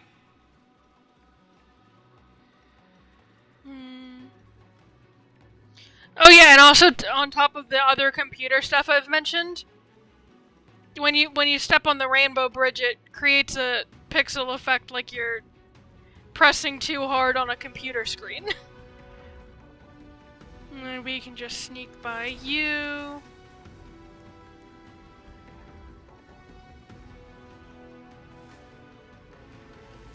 And treasure chest. Haha. You may have it. Consider it your reward. And now we go up. Oh nope, yep. This is the final room. We going up, boys. Aquila already seems aware of their fate. We won't make them wait for too long. A Titan shall get Dawnmaker to have its first taste of blood. Jesus Christ, fine. Sword you wield. It seems familiar. Hello? Are you sure about that? This is only recently forged. Whoa. Perhaps. Whoa. Is this the dome of the Celestial mural? Somebody's a bit bloodthirsty. Truly marvelous. Somebody's a bit bloodthirsty, but also, ooh, you're telling me the Flame Reaver was around 1,000 years ago, huh? That's interesting. Hey, fine, and how old are you again? The dome still why am I not speaking? The dome still displays a vivid sun. By also covering this mural in clouds, will leave Aquila with no place to hide. Exactly. Employ the tactics you've mastered to expose them. And Hyacinthia, we will heed your wishes, channeling our strength to reveal Aquila's true form. My wishes? It's been 1,000 years. Without our pact, Lunabus and I might have dissipated like everything else here. our pact requires us to await the return of the Skyfolk to their ancestral lands. To complete the mission of reclaiming the Titan's core flame, we will carry out your will, Miss Hyacinth. As faithfully as we kept our promise to Seliosi. But first, we shall reveal the whole truth of history. We will reveal all that befell the Skyfolk after Seliosi initiated the Flame Chase journey. As it should be. Be careful. There are multiple threats. Oh, the ones that can turn invisible? Soldiers tainted by the Black Tide. Do they continue to defend the realm of the Sky Titan after all this time? Also, I'm just saying, these are specifically like corrupted Strife Titankin, alright? Do all the Titankin look the same? Because I get fixated on this so much just because, like, half the entirety of Castrum Kremnos that we can explore is a factory for crafting Titankin. So, like, I think about Strife Titankin way too much, and they're like, no, these are just all Titankin. And I'm like, no, they're not, they're Strife. Perhaps they are protecting the truth slumbering here. Aside from the descendants of the sky named in the pact, no one else is entitled to access the memories here. I'm increasingly intrigued by what happened next.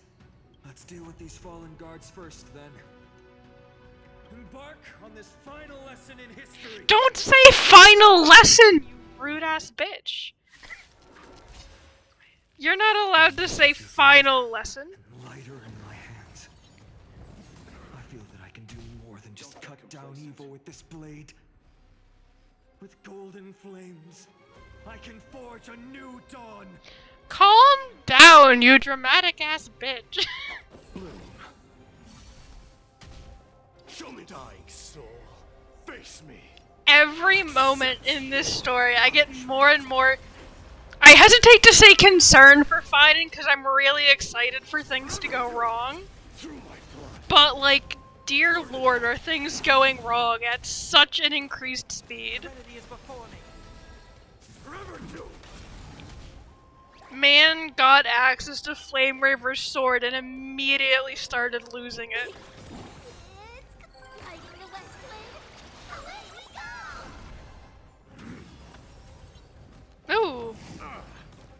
Receive divinity. I can't die, but thanks. Burn it all. Conquer all land. 1v1 mechanics, You have fulfilled your duty, guards. Rest now. God of the sky, we are here. Your resentment and terror will soon end. Lady Celiosi, do you still have your humanity after merging with the Titan? I hope you can witness the harvest of the seeds you once sowed. Also, looking at this up close now, like, there's obviously the golden aura, but, like, side-eyes the Stellaron effect. It might just be a core flame thing, it might just be that they're using it because sun and Stellarons are just stars anyways. But, there is a Stellaron on this planet, and by God am I gonna find it. And I'm so confident it's in this patch. It probably won't be, but I'm so confident. Now, only the final steps remain. Something's off. I can feel the memories here churning. It's as if countless emotions have lingered through the ages, refusing to fade away. Why is that? The wandering memories here seem to be pleading for something, heavy with pain and grief. Like ghosts lingering by the River of Souls. Are you ready, Hyacinth? Yes. The Flame Chase journey is reaching its final chapter. No matter how cruel the truth may be, nothing will sway my determination to finish this mission. The true history buried in time must come to light. The fates of mortals shouldn't be lost beneath polished myths.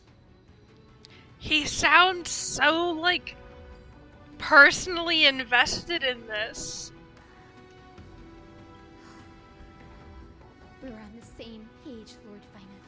Go to the celestial globe, Hyacinthia. And this one also looks like wind. The forgotten past will reveal itself to you, one fragment at a time. Hold fast to your resolve. You'll need it to face what lies ahead. Why? There is an ant on my laptop. Where did you come from? Alright, swept it off. We're all good. Narration of clouds and snow. I wanted to. Celiosse's past seems to diverge greatly from what was told in bygone stories. Now, accompanied by her two mythical companion beasts from ages past, we stand poised to unveil the ancient and hidden truths. Bubbles. Oh. That's the one we gotta go to. Are you blocking the path? The sequence of historical events is already set. That's... The sequence of historical events is already set. That's ominous. What do you mean by... What do you mean by the past is already set in stone and thus we can't change it? Reveal its truth in order, heroes. Okay, that's fair. You still sound suspicious as hell. Also, I just realized a day of peaceful we are probably hitting the boss fight soon. Well, if we aren't, I'd kind of be amazed. But, The turn of dawn and dusk, commanding the celestial globe. Embrace the clouds, celestial mural.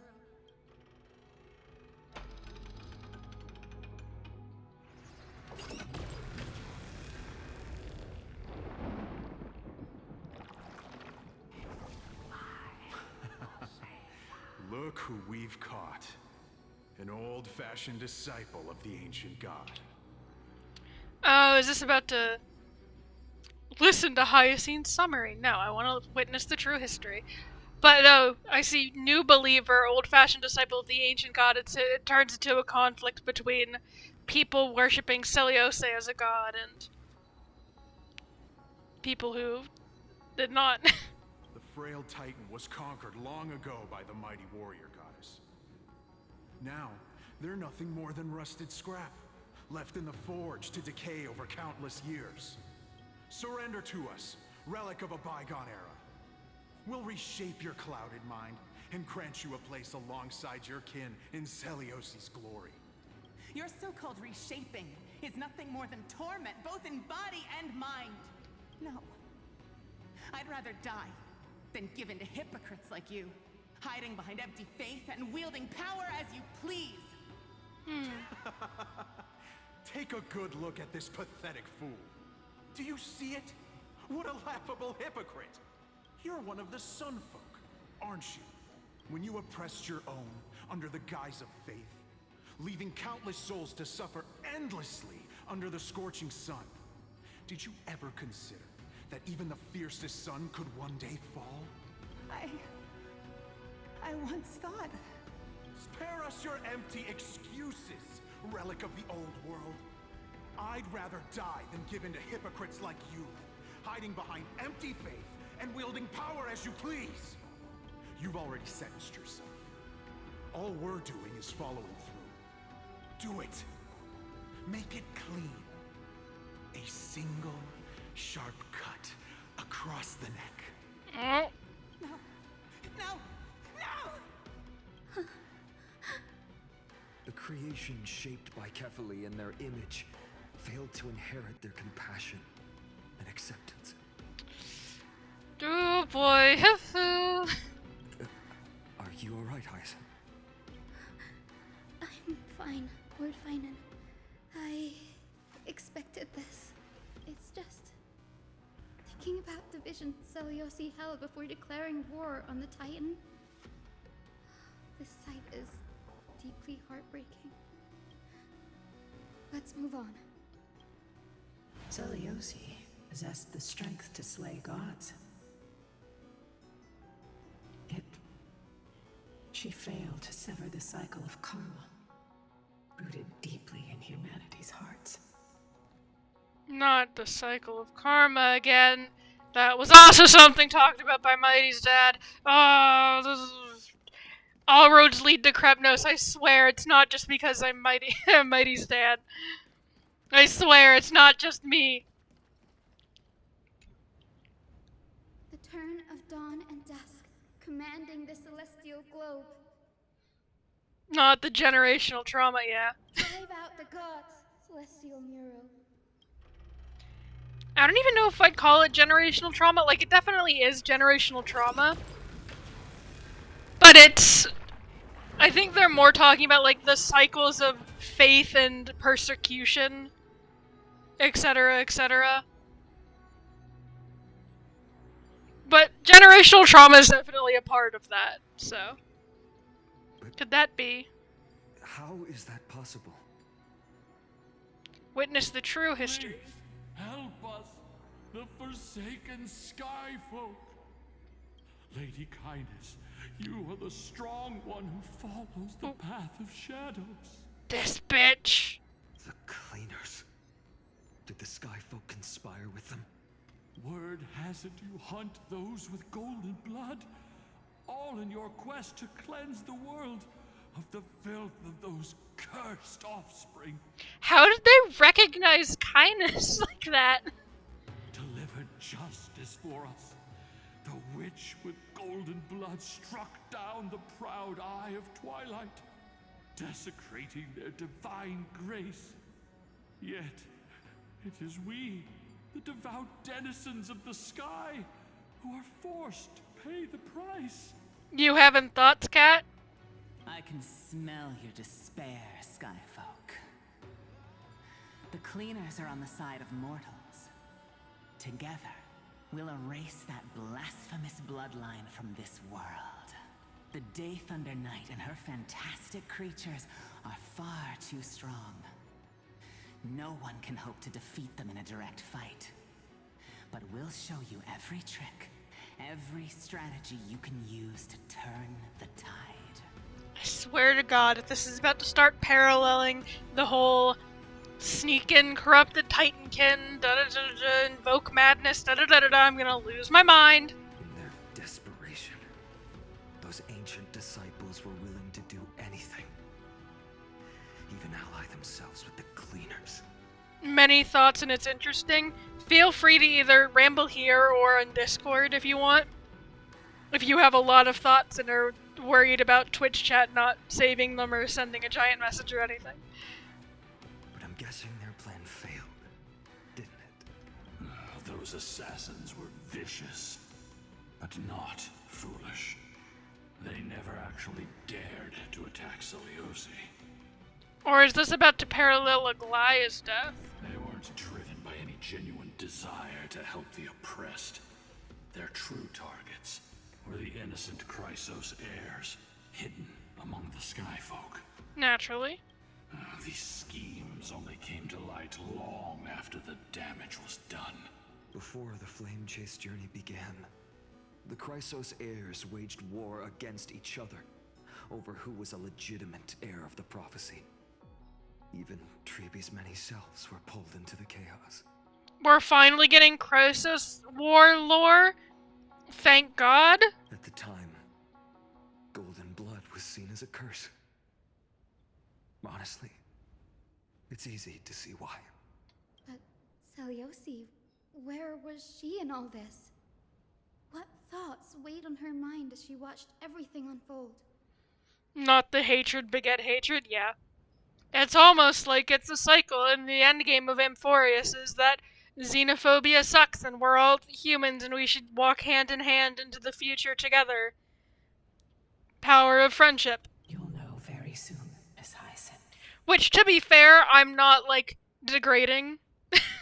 I'm not saying, like, oh, how lame that they're talking about unity in the face of the apocalypse. And how xenophobia is stupid. I actually think they're handling it pretty well. But that also might just be because I'm used to fantasy racism being, like, really bad. And being, like, obligatory tribal seen as lesser uncivilized beastmen versus our civilized base humans.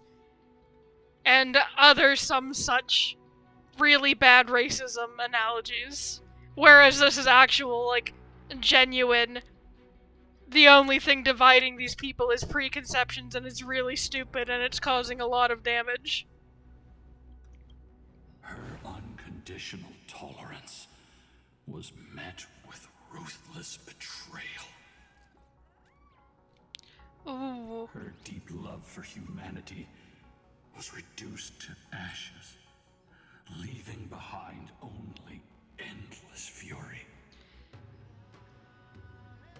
That one scroll was talking about a traitor, and they just mentioned something about Seliose's love turning into betrayal, and they mentioned Hyacinth was like, "Oh, hey, Bug, did not know that was there." Hyacinth was like, "Hey, what happened to Seliose's partner? Like, that she had a bloodline." And they were like, "Oh, you'll see soon enough." So, I think her husband's about to backstab her. Could be a lot better, do like how they're getting messy with it, but holding to the themes. Yeah.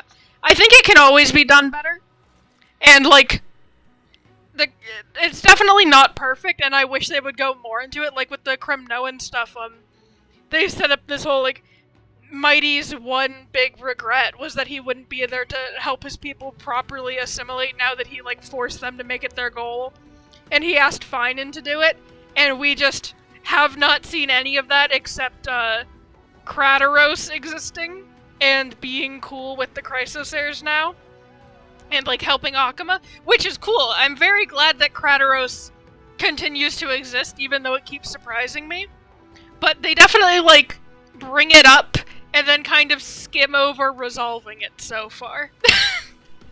Like, I remember, Kat, I, like, really wanted you to watch 3.1. Specifically because I was like, hey, Mighty just dissolved his kingdom. And I feel like there's a lot of consequences the game is skipping over that I just really want to deep dive into somebody with. into conversation with somebody about. But anyways, yeah, we're all handshake emojiing at each other. Renovator bug. Imagine a tranquil afternoon. You sit by a floor-to-ceiling window, book in hand, as warm sunlight spills onto the floor. What a peaceful sight. To have just one such window in this life would be enough.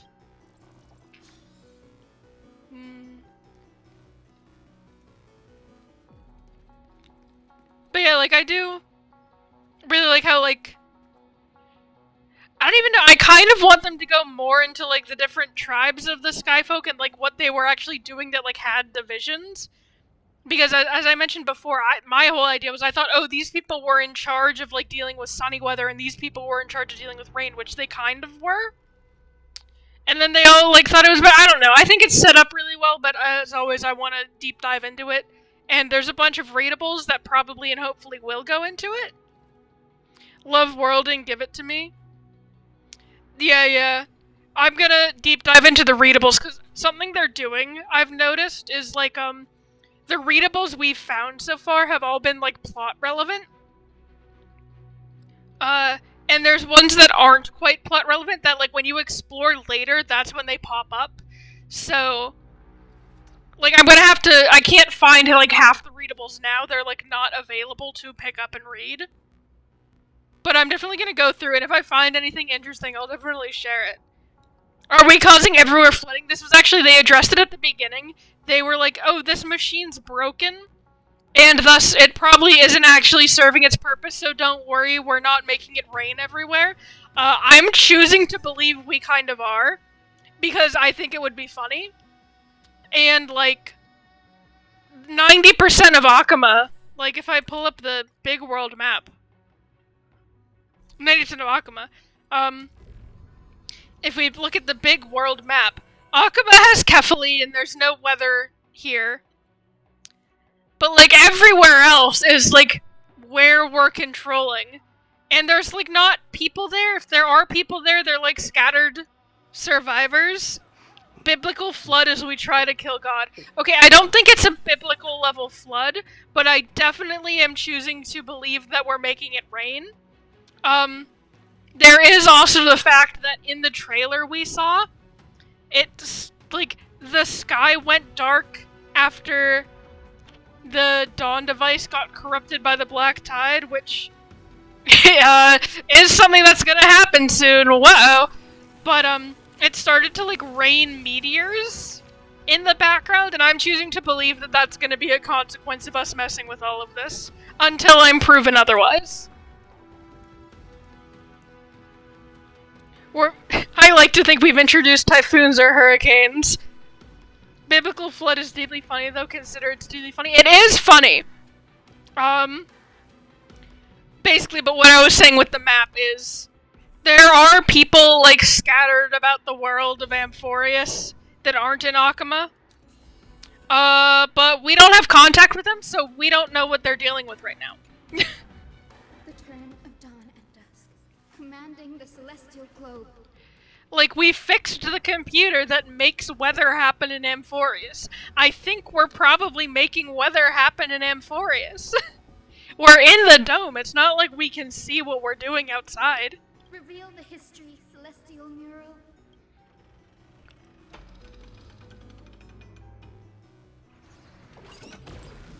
Also, a real quick prediction is I think these 3 beams that we've... Nowhere to hide, Titan. He's so angry. These 3 beams at the top of this dome, potentially all of them actually, there's a shot in the trailer of Hyacinth, like, Kamehameha beaming God or whatever. I think it's gonna be with those. Just because I think it would be cool if we laser cannoned God to death. Myself insert OC in the hellish reaches of Amphoreus, getting swept away by the biblical flood as hurricanes descend. Look, everyone, over there. Ooh. Are those Lady Lunabis and Lord Solibus? Yes. Those are remnants of their memories from 1,000 years ago.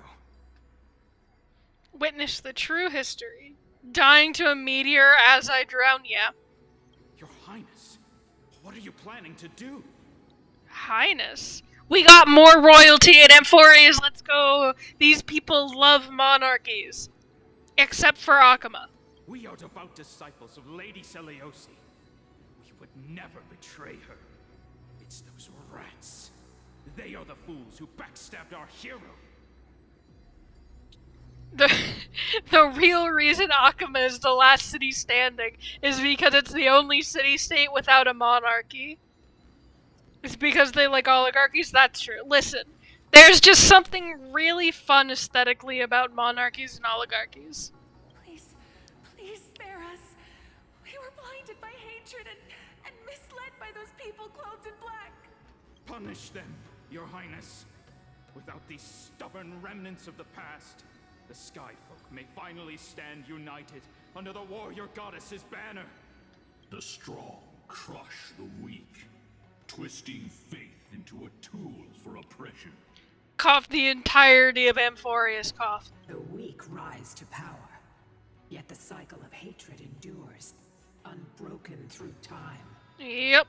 Seliosi has made her judgment. The corruption within humanity is a sickness beyond cure. Oh. Yet she once loved us with such fierce devotion. Has she given up on us? Yep, just like you feared. Or probably not you, but like the general you, that one NPC. Oh, is this an Elysia reference? Or is it just though she once loved us? Seliosi touched the core flame and gained the vision of the Titan. She saw what the god fears, rooted in the darkness, spawning from the edge of the world.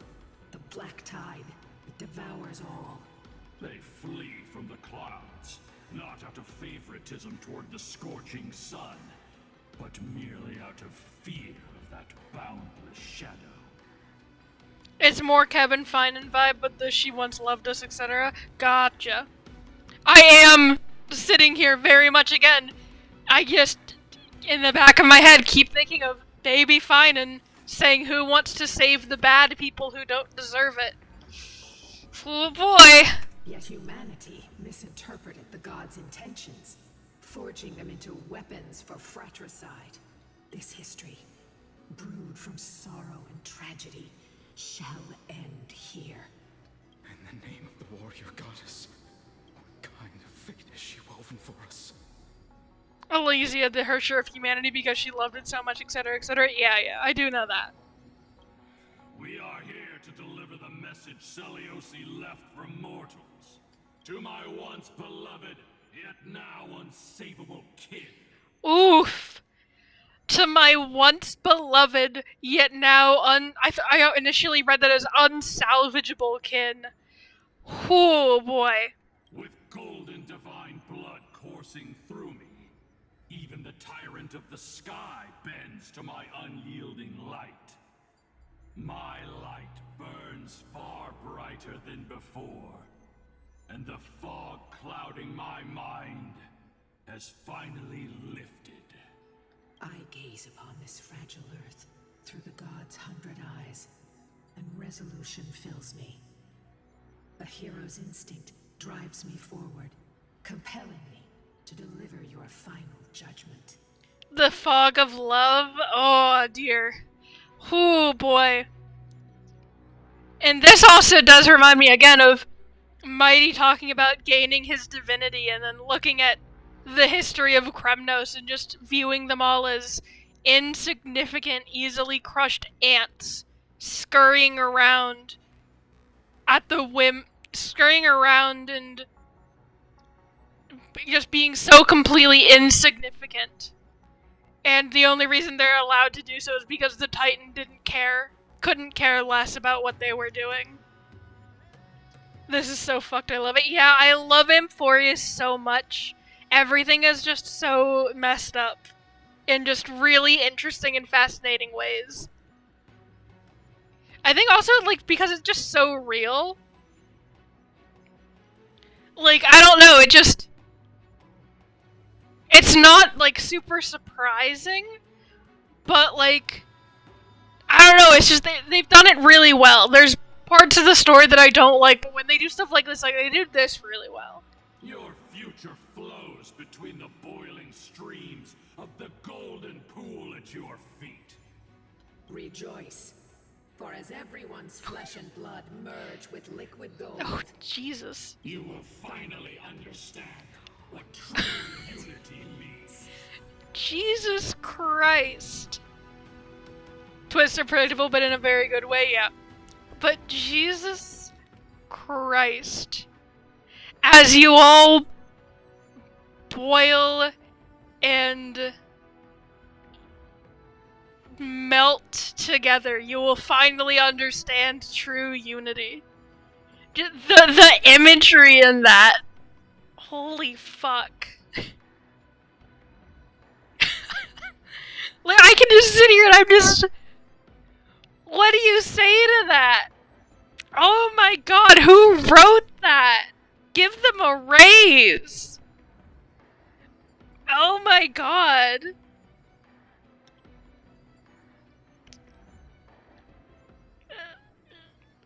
That's just... Like, I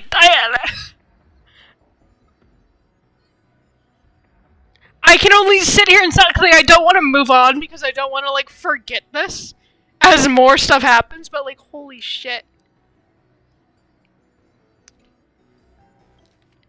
Rejoice, for as everyone's flesh and blood merge and melt into molten liquid gold, you will finally understand what it means to be united.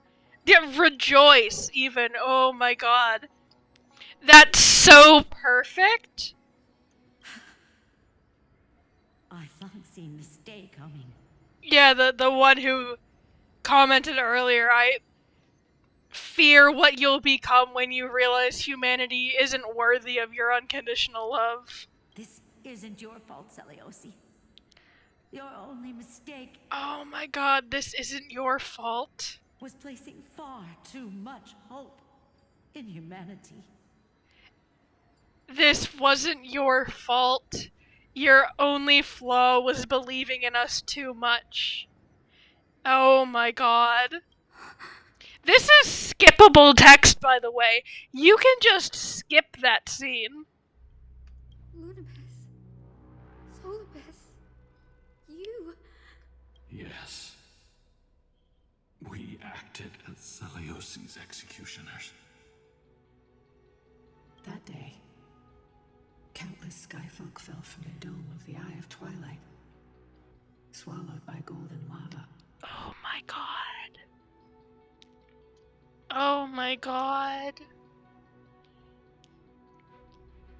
Like, it says Hyacinth gives a summary of the scene if you skip it. But they definitely, if you skip it, you definitely don't get to see rejoice. For as you all melt together in boiling lava, you will understand true unity. They spent their entire lives praying to the sky. Yet their devotion never earned them wings to escape their fate. And they all fell. And they all fell. Oh my god. And I'm also just, once again, because all roads lead to Kremnos, I'm just thinking of the building parallels, because there's a room in Kremnos that also has, like, one of the Titankin factory rooms basically has a bunch of lava at the bottom of it. Fuck, stealing that line, it's a damn good line. Fall like the Icarus you so wanted to be. Bam. I mean, Ika's right there. We've had a lot of fall for the wings you never built. You're the same when you bleed. Yeah, well, I mean, that does fall apart a little bit because some of them have golden blood, but you know. That is the one funny part of Amphoreus being like a we're all humans, is that the very natural, like, phrase everybody wants to use for that is we all bleed the same, but then they don't. Can still bleed. Oh yeah, for sure. It's just really funny that that's like one of the natural phrases people go to, and it's just kind of not true in Amphoreus because some people bleed red and some people bleed gold. They do all still bleed the same. Bleed the same is more so everyone still bleeds, you can still be harmed. Oh yeah, for sure. It just, that's what comes to mind whenever I start using that phrase in the context of Amphoreus, and I think it's a little funny. I don't think it was intentional as well, but it would be kind of fun if it was intentional. Celiosi was like a completely different person, yeah. After learning about everything she went through, I can only feel regret. But I can't condemn her choice. I mean, you would definitely do the same, fine. You probably are going to do the same. I'm just saying.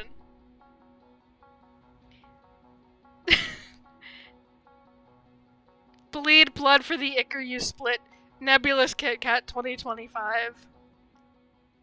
If this is the true history, was Celiosi's fusion with Aquila truly meant to save humanity from ruin?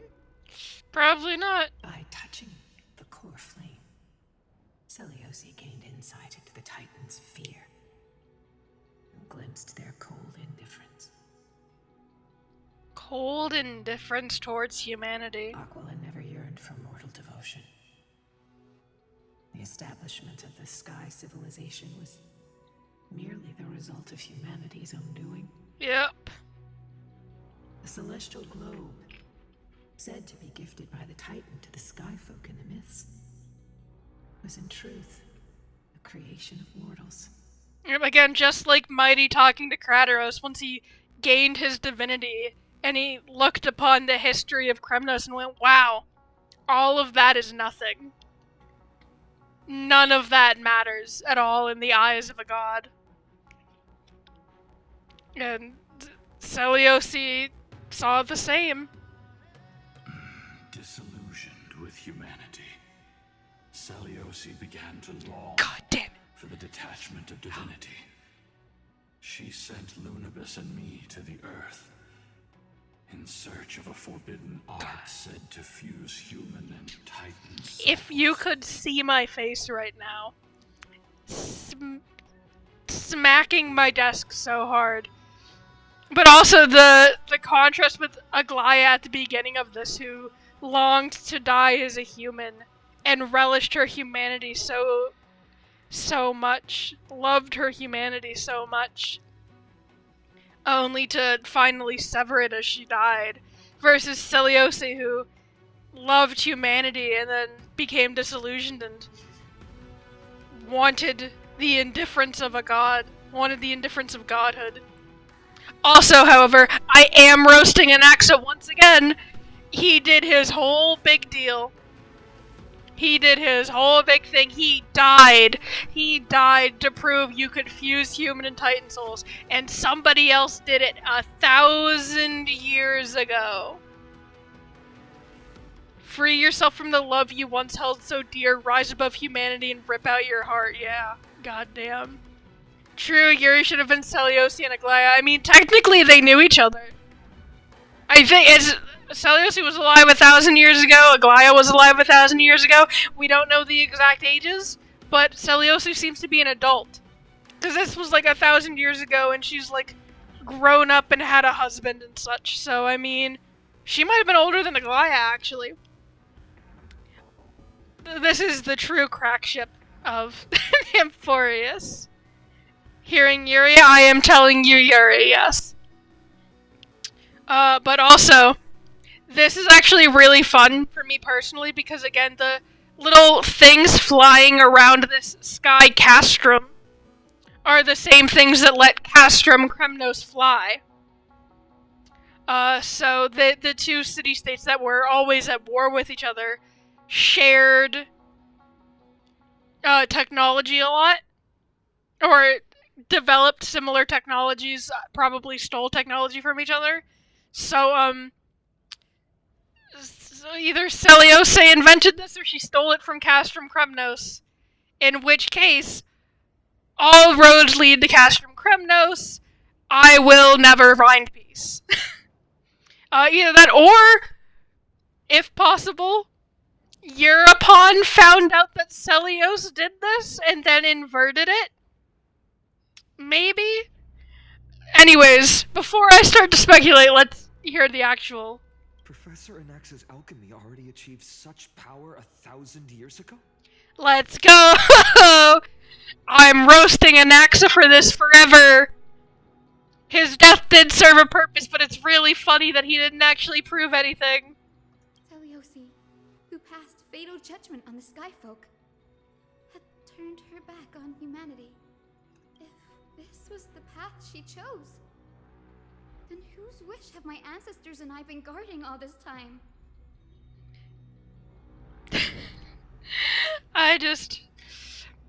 I think it's just really funny because Anaxa's supposed to be, like, super smart and clever, but they, like, did the writing a smart character shorthand where he just didn't explain anything but said he'd already figured it out. And then it got explained and he was like, I already knew that. Instead of, having the smart character actually demonstrate being smart. So, like, he doesn't actually feel super smart to me. And then they come out with stuff like this where it's like, yeah, all of his great, like, breakthroughs were people figured out 1,000 years ago. And it was just lost to time and he refigured it out. And I'm just like, congrats, Anaxa, you did nothing. It genuinely feels like when white people claim they figured something out and indigenous people have had it for years. Yeah, exactly. I was trying to think of a specific example, but all the examples I have of, like, indigenous people's history, like, tends to be about, like, Australia, I think specifically had, like, verbal stories, like an oral tradition of storytelling passed down about, like, megafauna and flora. And that, like, isn't quite one-to-one. So that's why I wasn't pulling that as an example, but that is what it feels like, yeah. To be fair, starting from scratch for that is impressive, yeah, but it's legit just, we had this. No, we did it first, yeah.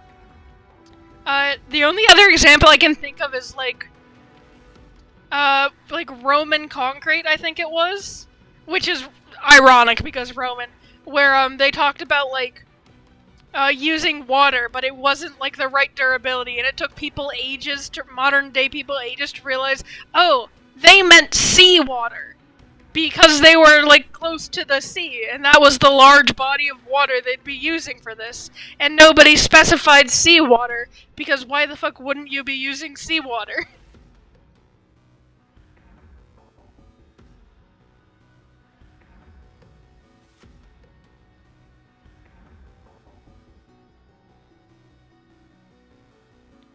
Got a text I needed to respond to.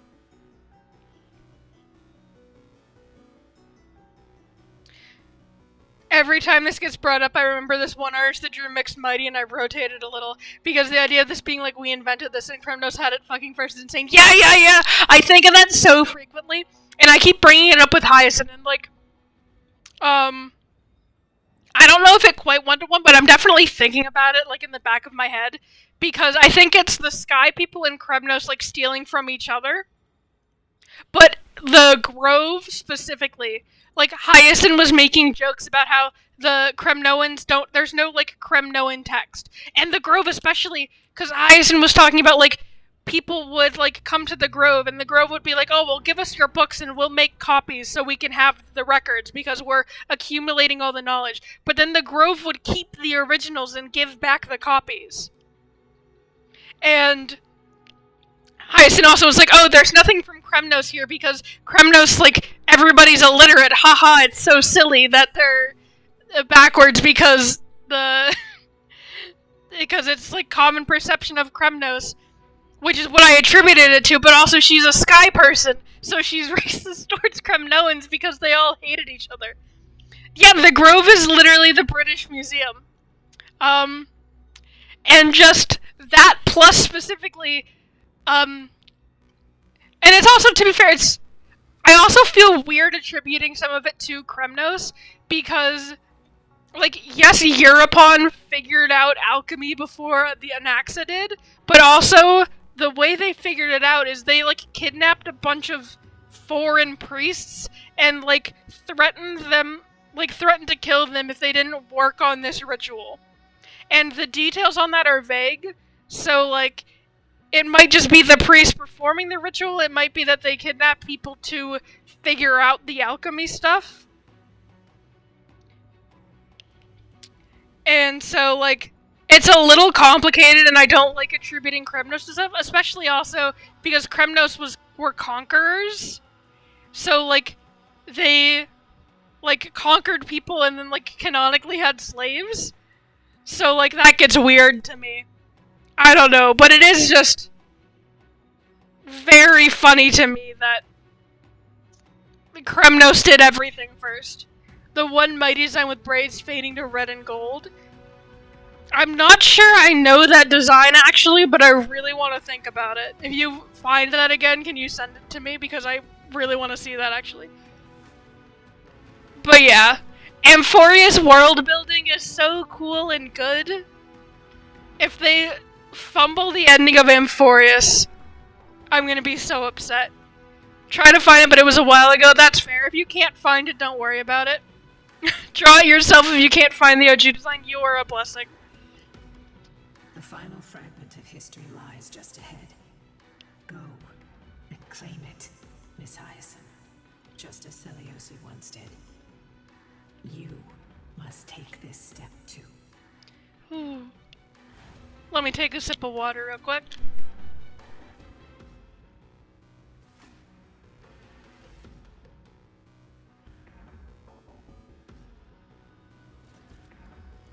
Whew, but yeah, okay. Okay, let's see the final truth. But yeah. Oh, for a second I thought this was a scroll again, and I got really excited. But hi. Hi, God.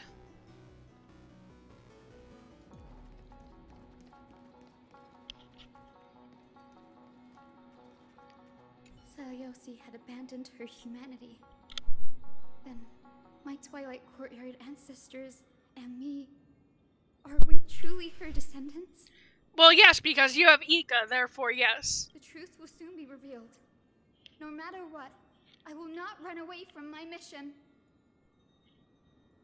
It was specifically a post that was like when the fandom cooks on mixed designs and showed like the one artist who did all the Genshin redesigns with Blasian Tao, etc., and then a Mighty design.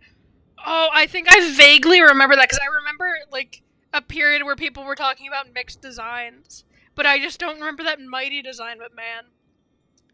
We do love Hyacinth, yeah. I also hope they delve into it, because again, all the Crisis airs, I say again like I've brought this up this stream. It was on TikTok. You might have sent it to me then. Like, you might have sent it to me in DM, so you might be able to look through there to find it. But, one thing is that all the Crisis airs are supposed to have, like, their fatal flaws and such. And I say fatal flaws, but it's not like the traditional Greek and Roman, like, fatal flaw. It's just, like, Mighty's immortality is a blessing and a curse. Castrus's death touch is a blessing and a curse. Aglaya's losing her humanity. Tribios is forced to be immature and age regression, etc., etc. But then you get to, like, Cypher and Hyacinth and Anaxa. And I mean, Anaxa had his whole alchemy stuff and, like, sacrificing himself for knowledge and such, but, like, they don't really have as outwardly stated flaws. And Hyacinth especially, I'm like, her kindness question mark? But it feels like Seliosi is the one who had the naivete as a fatal flaw, and Hyacinth is going to learn from it and be a more refined version of that, where it's not as fatal a flaw. So now I'm like, well, what is your flaw? Because the person who's not supposed to have a flaw is fine.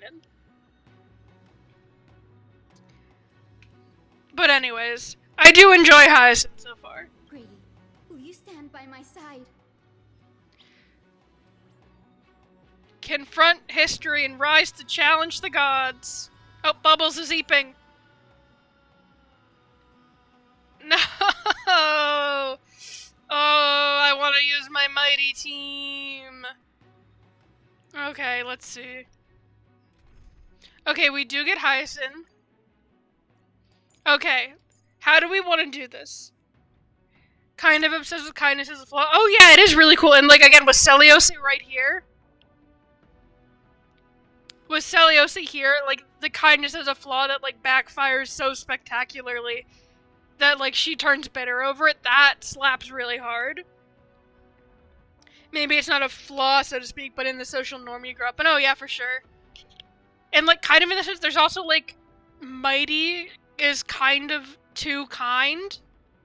It's, how did Crateros say it in the Vortex of Genesis? It's, like, Mighty's too thoughtful. And, like, too considerate. And because of that, he, like, doesn't fit in with other Kremnoans.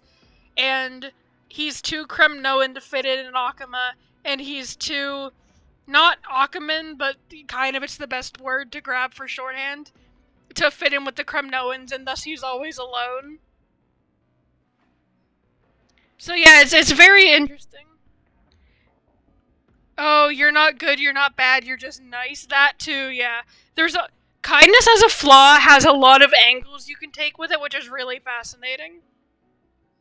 But okay. You are definitely supposed to use Casters for this because Quantum and AoE. But I do not have Thirda. I do not have Casters. So how are we gonna do this? Are we just gonna do Mighty Team? We might just run Mighty Team, but do we want Trailblazer or Tribios? And the fact they didn't go she's just so trustful is also very good. That too, yeah. I feel like Celiose here is like the one example in recent memory that I can think of like someone calling a character naive and it's like actually fitting.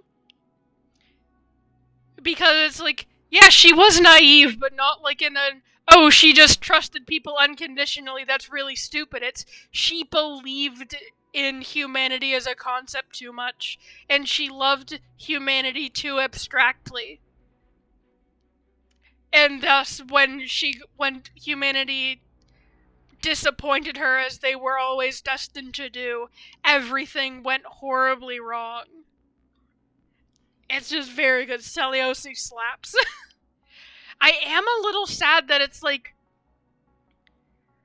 Hyacinth is kind of a vehicle for Celiose, who feels like the more interesting character. But like I don't dislike Hyacinth, and I'm not like, oh man, I want Celiose over Hyacinth.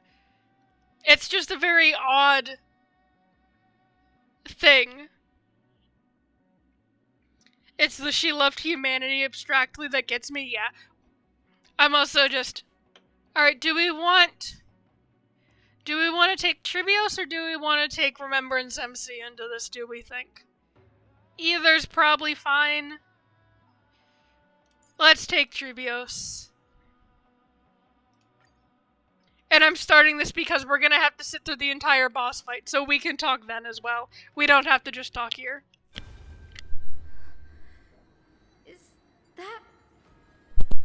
Also, I'm just gonna point out we're on the elevator that is going to fall. Great Celiose, I beg you, spare this humble life.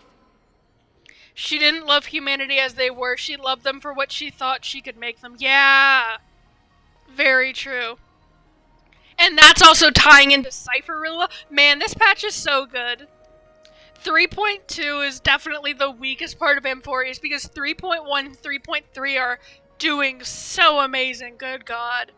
But, Cypher's line to Aglaya about wanting to craft a lie that humanity is simple and good, and using the power of trickery to make that lie reality.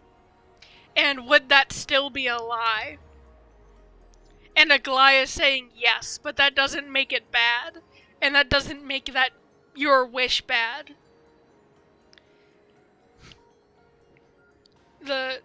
It's not bad is the only word I can use for it, I think, because it's not evil, it's not cruelty.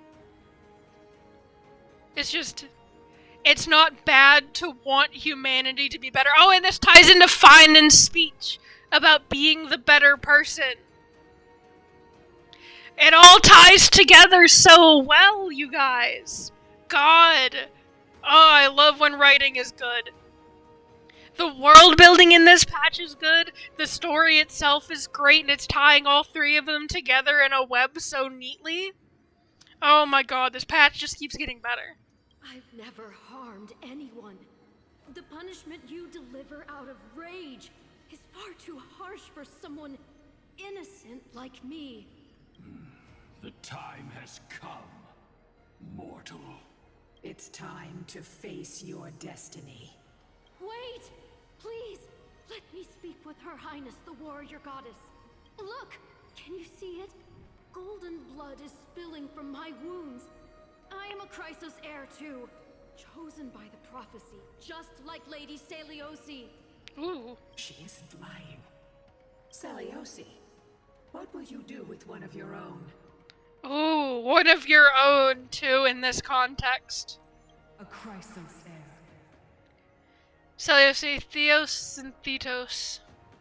Oh, like how Sunday got the title with the thing, boss title, ooh. You are no different from the rest. Ooh.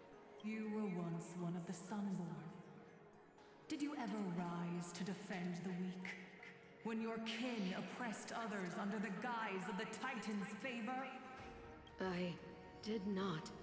You abandoned your old faith and made me your new god after Aquila's fall. Did you offer your help when your comrades turned their blades on the faithful who refused to convert? I did not. Yeah, and inaction here also being a choice. This woman coming here and saying, look, I'm innocent, I never harmed anyone, but Celios saying, you also didn't save anyone. When the prophecy of Genesis reached all beings, calling the Chrysos heirs to become heroes of this fractured world. This also reminds me of, like, in D&D, I love paladins gone wrong, and that's what this feels like a version of you swore yourself to something, and you abandoned all notions of being good in favor of this idea that I've sworn to as the ultimate everything. Did you overcome your inner weakness and heed its urgent call? I failed to do so. Look, Chrysos heir. You are no different from the rest. It's not even that humanity is truly bad, it's not that, and yet it's not unfair to want them to be better, but to think that by simply forcing them to confront their flaws, you can force them to become perfection, that is cruel. True, yeah. And that again also ties into Aglaia talking about humanity, and she calls Finan a perfect vessel for divinity, but that doesn't mean he's a perfect human being. And how he loves people for their flaws, not in spite of them. And how that is the perfection of humanity. Is being flawed. And all that stuff, yeah. It's just, everyone's like a foil to each other in this, and I love foils in narratives so much that I'm just like losing my mind. My judgment is just. Only burning gold can purify your sins. Wait, Lady Seliosi. Please, grant me a moment to explain my cowardice. Your divinity indeed casts our mediocrity in a harsh and unflattering light. Humanity has walked this earth for many ages, enduring life's struggles and witnessing its shameful imperfections. Yeah, so the mediocrity of humanity in the light of divinity. Oh, and now this is reminding me, there's a memory fragment that you can find of Finan and Anaxa debating, basically. And they're debating the idea of perfection. And it's like a parallel to a conversation between like Plato, and is it Plato and Socrates? I don't remember the details. But I have it bookmarked, so I might be able to find it later if people are interested. But, Anaxa's, like, taking the stance of, what if all the gods are perfect, but they're perfect in different ways, doesn't that mean, like, one of them is more perfect than the other? Like, is Kefali's perfection more perfect than Nikador's perfection? And Finan's argument is, like, well, if you have two perfect circles, I think, like, they're both perfect circles. Even if they're, like, perfect in different ways, they're just different versions of perfect, etc. I'm gonna have to find that and pull that up, because it's a fascinating conversation in light of all this, yeah. As someone who sees humanity as good and is committed to hope, I'm so happy this is not a stereotypical humanity sucks lol. Yeah. And it's... Star Rail, at its core, is a very hopeful game that tends to reflect in more defiance of fate than other things, but, like, the first planet that you've never seen, Kat, Belobog, is, the thesis of that planet, the climax of that boss fight, is that, like, the world is ending, basically. There's a lot of parallels to Amphoreus, but on a smaller scale. The world is ending, there's one city left, the never-ending blizzard is slowly wearing them down, and the current leader has, like, given up. And is like, we can't endure forever, therefore we might as well just obliterate the city now, everyone dies, a new world will rise from the ashes. Oh, you have seen Belobog? You used to play HSR? I forgot that, sorry. But, the climax, and I'm bringing this up specifically because the counter-argument to Cocolia isn't, no, we can always survive, and it's not, well, it's kind of, it's not wrong to endure, but, Bronya's counter to Cocolia isn't like an empty statement of we should have hope. It's, even if we're doomed to fall and all of our civilization will be erased and buried under the ice, we deserve to pave our way to that outcome. And we deserve to see that through and endure for as long as we can, and to make that choice. There is no god that should just get to hit a reset button and kill us all and see what comes out of the ashes. And, like, that's the thesis statement there. And that's part of why I compare, like, I'm the only person comparing Amphoreus and Belobog. But, like, the parallels are really big. And, like, we're the outside variables. And, that moment in the boss fight is, Bronya says, even if we're doomed, we deserve to walk hand in hand into the darkness and pave that outcome. And then it's March who says, that outcome won't come to pass while we're around. As in the Astral Express. And I feel like that's, like, the core of HSR to me. Is, like, these people fighting, and they're enduring, and they might fail, but they're still trying. And then there's the Astral Express that comes in as the ray of hope and the variable that turns the tide and gives them that final chance. And so I just think that, like, that's the core of HSR. Is rewarding people for hope. And I'm gonna make myself cry talking about it, I think, if I say more, because I'm starting to, like, get teary-eyed. We deserve to try, and to try you must hope, yeah.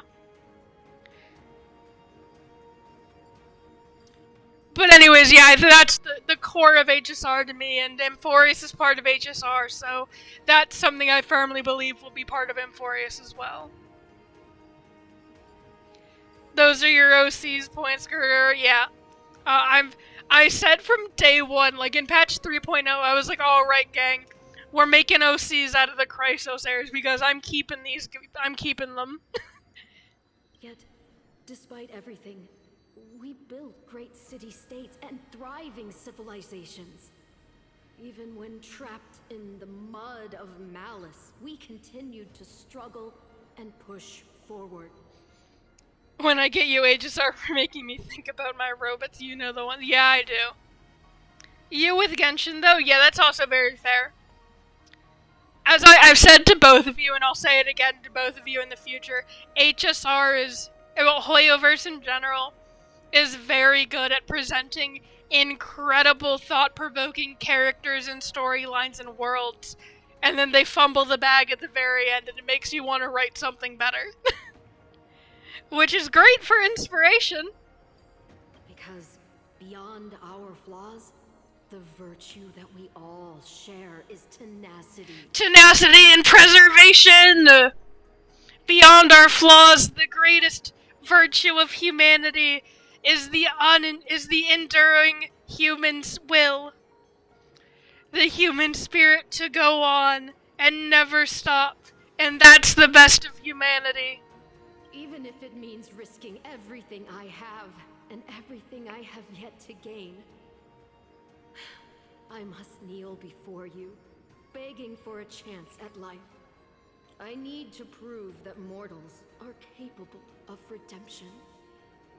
We share determination or whatever. Welcome back, Undertale. Listen, there's a reason Undertale was so emotionally resonant with people. There's a reason that despite everything, it's still visibly staggers people when they get to it. There's a reason that resonates, and there's a reason it resonates in every story that really hammers it home. And it's because it's true, and it's because that's what we all aspire to. I genuinely believe that in all storytelling, the trait that is most loved in characters is the ability to endure. It's in, power fantasies, is the ability to take the most ridiculous beating and still be standing and then fight back. There is the most heartfelt tears are shed over characters who suffer and get nothing, but they still hold on, because that's admirable and lovable. And there's a reason it resonates forever and ever and ever. To admit your weakness in such a righteous manner, it seems you have completely abandoned your dignity. Even if it means nothing in the long run, it meant something to me. Yeah. It's, again, like Bronya said, even if... Well, I say even like Bronya said. She didn't actually say this. I'm paraphrasing her intent and ideology in the actual words. Even if we all get wiped to dust, it meant something that we tried. The journey is what matters. That's why Star Rail's anniversary songs are always about the journey. Writing it meant something to me, changed you as a person. Yeah. It's an ideology. It's Acheron and Adventurine facing the nihility. Adventurine saying, but it all ends and we all die, so what does it matter? And Acheron saying, the journey. Star Rail's entire thing is the journey of the Astral Express is a closed loop. The ending and the beginning are both the same planet, Machiavelli's home planet. But it's about the journey. Over and over again, it's about the choices you make, and regardless of the ending. We might not be able to change the ending, but the fact that we tried mattered. And that's the core of Elysian Realm. That's what was tickling at the back of my mind. The core of Elysian Realm and Impact Third is, hey, here are these amazing people who fought and tried really hard, and they failed and they died.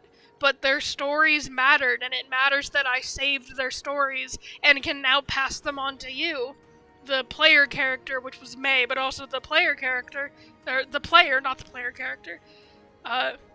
These stories mattered. It mattered that they weren't lost to time, but even if they were, it matters that these people tried to win, and it matters that they fought. And so yeah, we're all just holding hands, sharing this narrative over and over and over again, because the most admirable, tenacious part of the human spirit is the willingness to try. You say you're willing to risk everything you've yet to gain. Tell me, what kind of miraculous bet is that? It's simple, Lady Celiosi. Should you grant me a chance at life, I will ensure that your epic is passed down through generations, sung by my descendants, until the end times buries all civilizations and legends. Should the prophecy of deliverance we've heard hold even the slightest chance of becoming reality, then my descendants will return here one day to prove to you that even the flawed and imperfect mortals you disdain can bear the weight of the world. Yeah, and at the beginning of all this, Hyacinth was saying, if history is a lie, then whose wish have I been carrying this entire time? And here it is. It wasn't a... Man, I don't even know how to say it. I feel like I'm going to start repeating myself soon. We aren't carrying the torch of a grand victory that was snatched away at the last minute. We aren't here to... Celiosi had her grand victory over Aquila that was stolen from her at the last moment by a petty trick and a betrayal and the sky almost falling, and Celiosi gave up her grand return in order to save us. It's... people have endured, and here they are to try again. Here we are to try again. Interesting.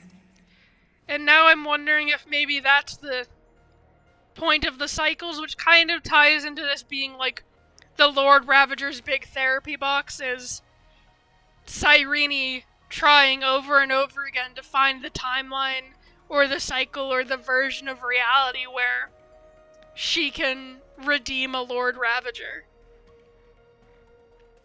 Trying over and over and over again in the face of impossibility.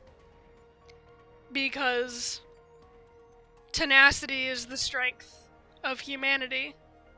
And we've come this far, so why would we stop trying now? Release her, Solibus, Lunibus. From now on, she and her descendants will carry both the sky's blessings and the curse of their history.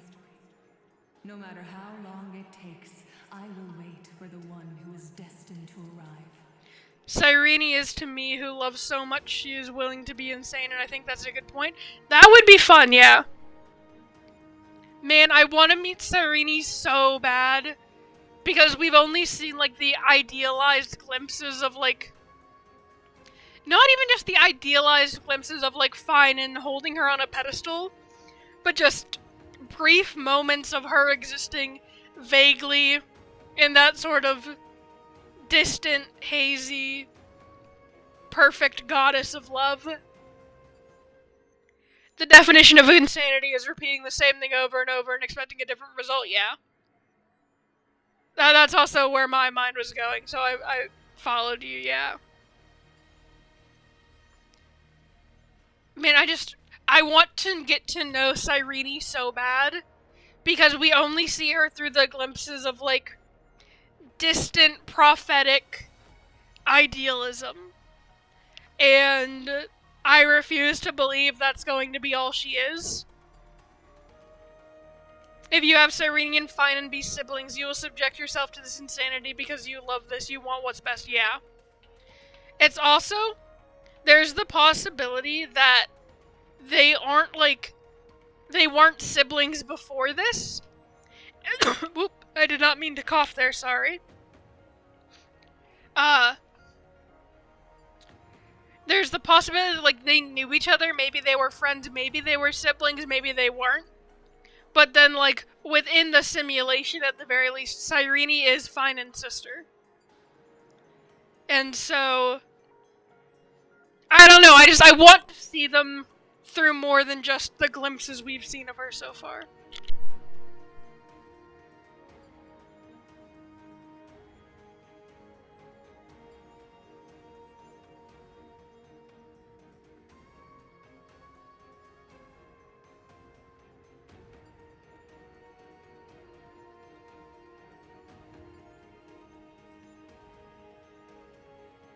Ooh, I'm not used to talking this long and like this Not quite passionately, but you know what I mean. Needed a big sip of water there. Woo. Also, eyeing blessing and curse. Talking about Hyacinth's flaws. I think there it is. When that time comes, I'll take pleasure in mocking these mortal children on how their progenitress sold their unborn lives. Ooh. Ooh, boy. I mean, kind of. It's a very unflattering way of looking at the situation, but I mean, that's why she became a god. The truth of the legend is finally clear. Hyacinthia. Am I the descendant of that nameless Chrysos heir? Yep. Our lineage wasn't from the hero, but from a nameless Chrysos heir who begged for mercy before her. My whole clan's fragile mortal life was simply spared on Celiosi's whim. Yep. We must not yield to her scorn. Humans aren't as contemptible as she thinks. Perhaps there's a trace of compassion left in her. I'm gonna go with option 2 here. She sees only the sins we've committed. But we will make her understand that it's not all we are. Yeah, and I think it's... I've said it a few times that I don't think I've said it on stream, but I didn't quite see why Finan would have to come with us up to the sky. Because, like, they've made this whole point of, like, Finan leaves, then the Holy City's undefended, and Flame Reaver is, like, just waiting for the Holy City to be undefended, and that's why he got Cypher to be the last line of defense. And I was like, well, I don't see why Finan has to come with us. He can just stay guard in the Holy City. Flame Reaver could probably still kick his ass, so it probably wouldn't save us, but you know. It's an option. But I'm really glad he's been here to see all of this, personally. Because it is very resonant with him as a character and his character growth. So yeah, that's a fun little character arc for me to have gone under.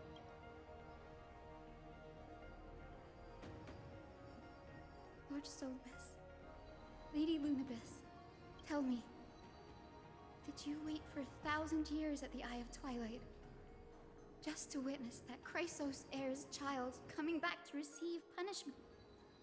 Oh shit.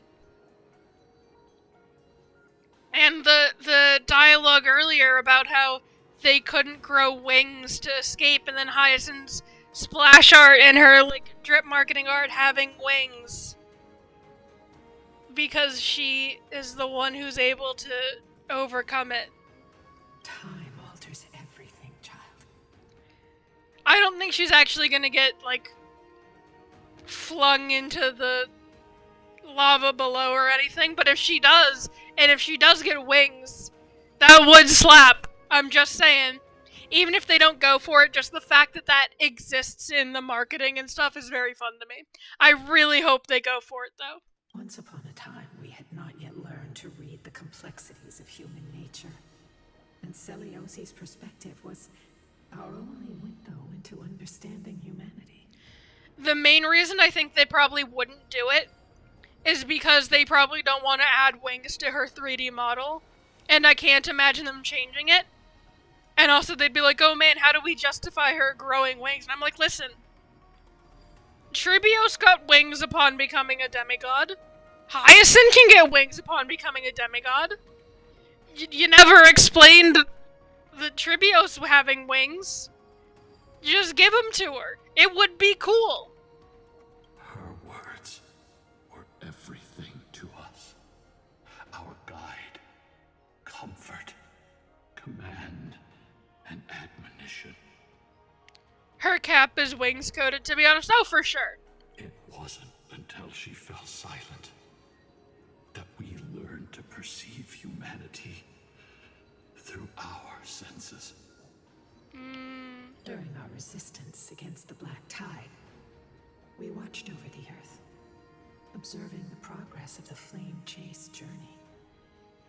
We saw heroes embarking on a mission of deliverance from which they could not return. Oh, Cape, not Cap? Yeah. That's also true. The unity and hope Seleucia couldn't see, we've witnessed in her place. Yep. We've changed, young Hyacinthia. Our watch isn't about proving humanity's weaknesses anymore. But proving Seleucia wrong.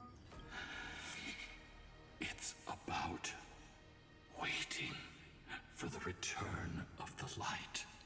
Ooh, I got chills on that, actually. Ooh. The rising dawn.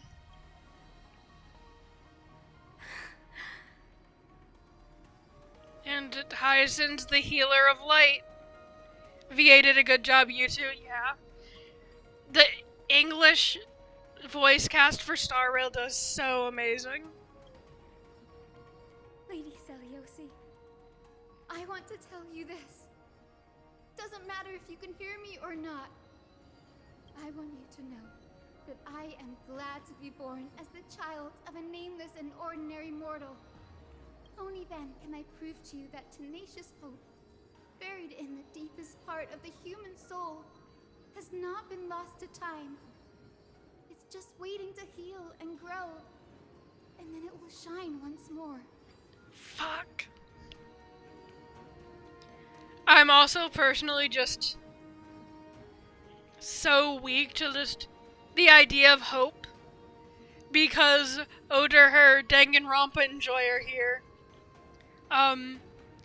Part of the reason Danganronpa as a series is so resonant to me, is especially from the first game, is they had this grand, the grand climactic, like, final battle of hope and despair wasn't actually all that grand.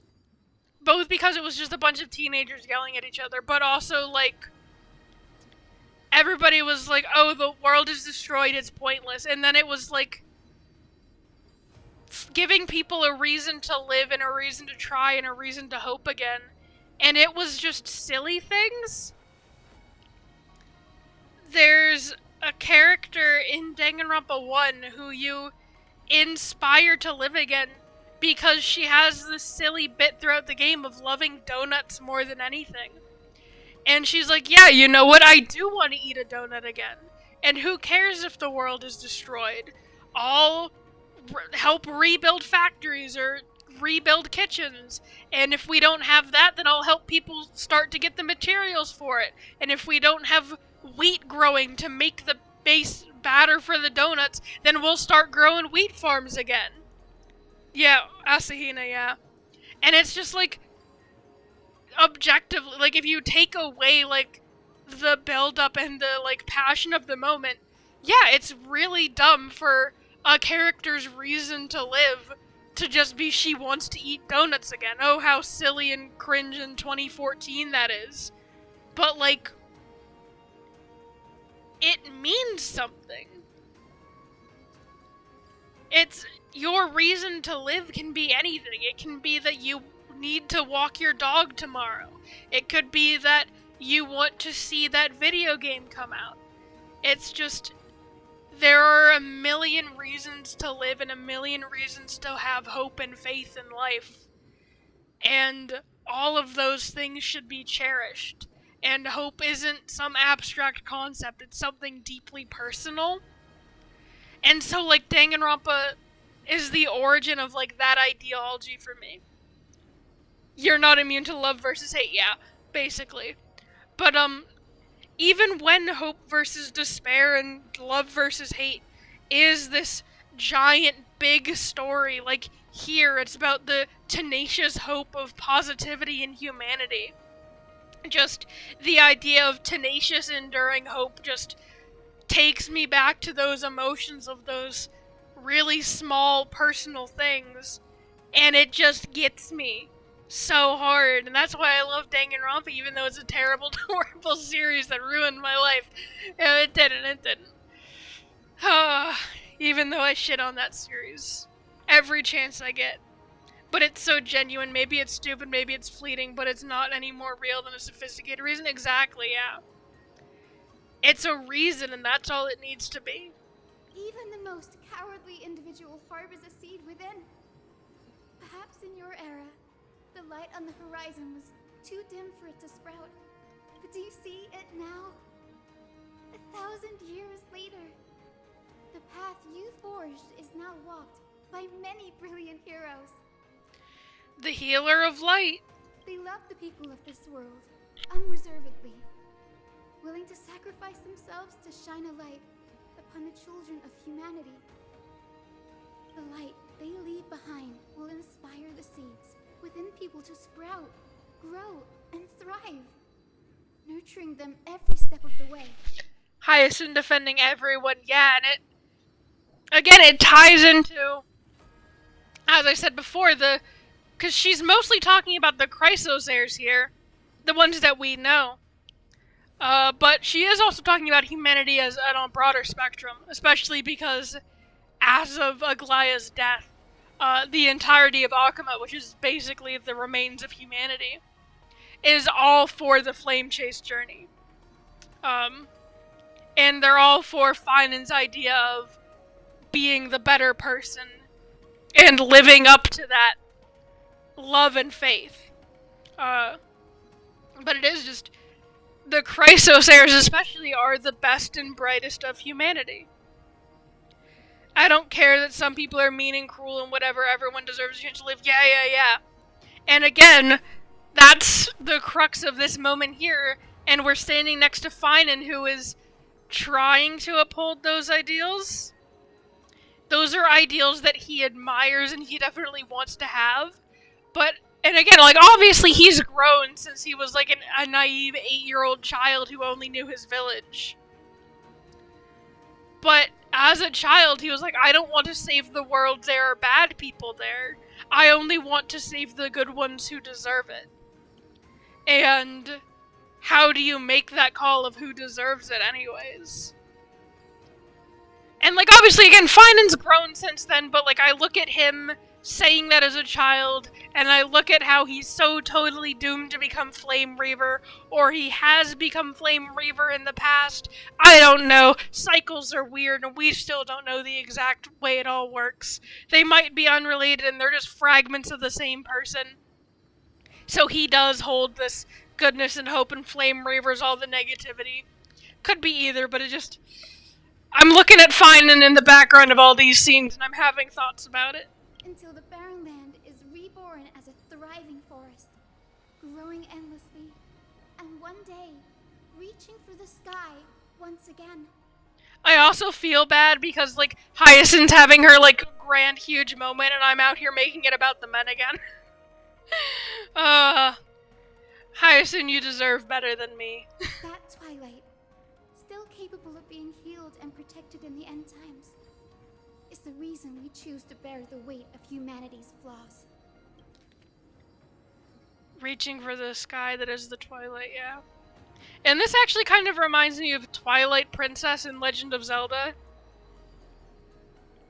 Not quite, because there wasn't like a day versus night thing going on in there. It was, there's the daytime, and then there's the edge of dusk, where everything gets a little weird and hazy and everything is possible. She's so good. She is. Hyacinth's very good. History has proven once again, the flame chase journey itself is a miracle. It began with a whitewashed lie, but it laid down a path of deliverance for humanity over thousands of years. Yep, and there we are again with lies. The necessity of lies and trickery. Seleuci, we have honored the promise made by that nameless Chrysos heir and returned here. We also bring you the answer to your question. Mortals are capable of change. and humanity is worth saving. Whew.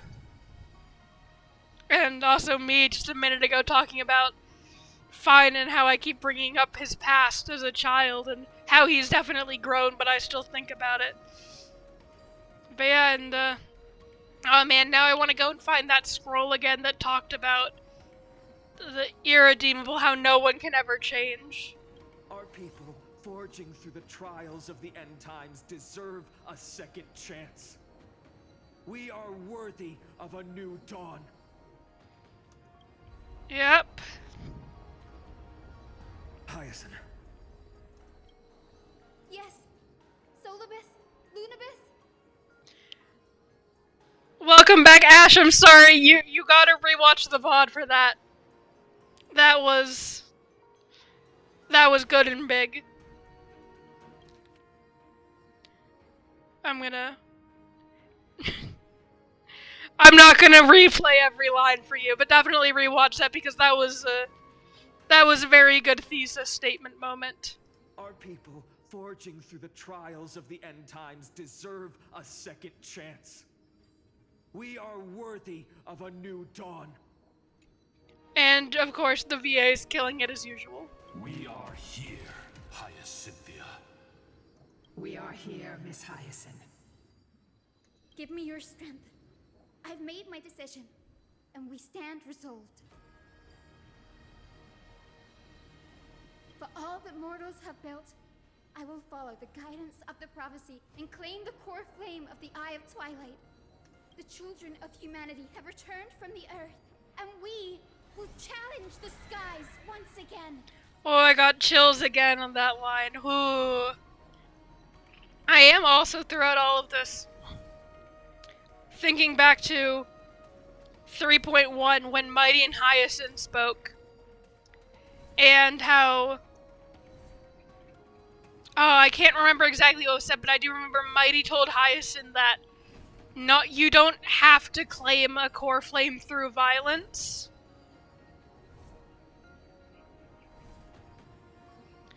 And how, like, oh, you've met, like, Aglaia didn't claim hers through violence. Tribios didn't kill Yanis to claim the core flame. You don't have to be a grand warrior to have the spirit to do so, and I'm just... I don't know, I don't know. I'm just thinking about how the possibilities of where this go, because we know Aqua is obviously the boss fight, but the boss fight doesn't necessarily hand us the core flame, even though it kind of does. Shivering at we are worthy of a new dawn because it's we are worthy of everything, and simply we are worthy of tomorrow, yeah. It's not arrogance. Ooh, cutscene. Oh, see, this is gonna fall. I will not be overwhelmed by the darkness of humanity. Face us, Avatar of Sky.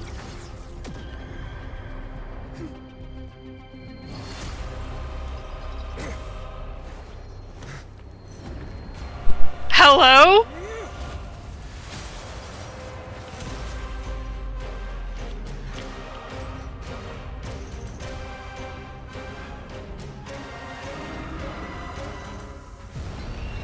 Hi, God.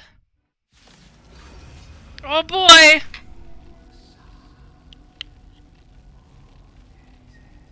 Ooh. Does this weather please you, Titan incarnate? Indulge in this, and taste the fiery blaze of Dawnmaker! He's so angry. Still hear my voice, Lady Seliosi. Behold, the strength of those who pledge to save the world.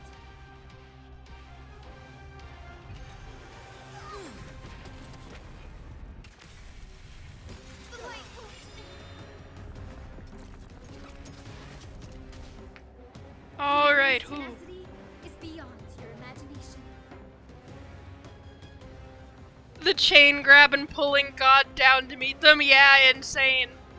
I almost for a second, part of me is thinking, because Finan still has the Knucklebone Talisman and we haven't seen that yet. We'll see it soon, I'm sure. But Finan has the Knucklebone Talisman that has Aglaia's divinity. and for a second in that he grabbed the chain, and part of me wondered, like, oh, I wonder if Aglaya's... Hyacinth, let me speak. Part of me wondered if Aglaya's divinity, the divine threads, would help them pull down Aquila. And I don't know if I'd like that better or not. Just like the idea of Aglaya, who was... We don't know how much of her mind is still in there. And we don't know... Like, I don't know, there's just something about Aglaya's losing the last of her humanity, and it's just her divinity in this bracelet, and then her divinity still standing on the side of humanity. That, like, for a second, a lot of thoughts ping-ponged in my head about that. And then the moment was over and it didn't happen, so I've moved on. But, reading more things. Sublime Radiant Avatar of the Sky. Yuri potential over this now. There's definitely some stuff there. Abilities. Fury, Incineration of Dawn and Dusk. I'm not going to read all these in detail, we'll figure it out. The Sky Titan. Theosynthetos. Conquered by and fused with humanity, they no longer govern Amphoreus' cycle of day and night, yet their aloof pride remains unchanged. In their mind, the shattered world's mundane mortals are unsightly, compared to a world safeguarded by light. The mindless human masses seem more befitting of the Black Tide. The Yuri potential of her divinity in that bracelet wanting to die human. Versus Celiose and pulling God to meet you, yeah. Also, banger music. Twig of 100 Eyes. Theosynthetos' wandering monocular eye. It lacks imaging capability and primarily functions to assist the main eye in polarizing the weather. Shoot of 100 Eyes. Theosynthetos' wandering monocular eye. It lacks imaging. Okay, the same thing, even though they're different titles. And then Day Thunder Raven. A crow from the flock surrounding the Theosynthetos possesses the ability to polarize the weather.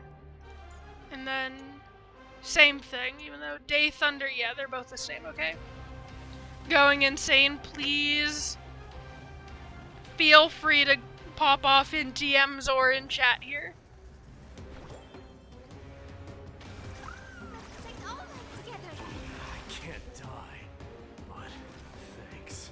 This is not the best team for this. But look, we can't break anyways. We're popping off.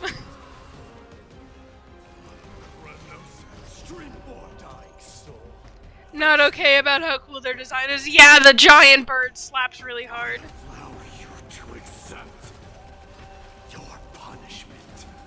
Also, I will say it is very fun to use Mighty on this boss. Because Mighty's entire trailer deal was, using the wrath of humanity to topple the gods. So, you know, power of humanity. Once again, pulling through. Everything goes back to Kremnos. Also, Sunday being here is fun. Sunday being here with this boss is also very fun. And, the, Enna Eye may not have lore implications, but the thematic, not synergy, but the parallels, do be there.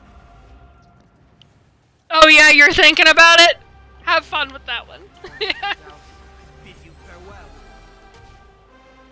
Mighty Go Burr.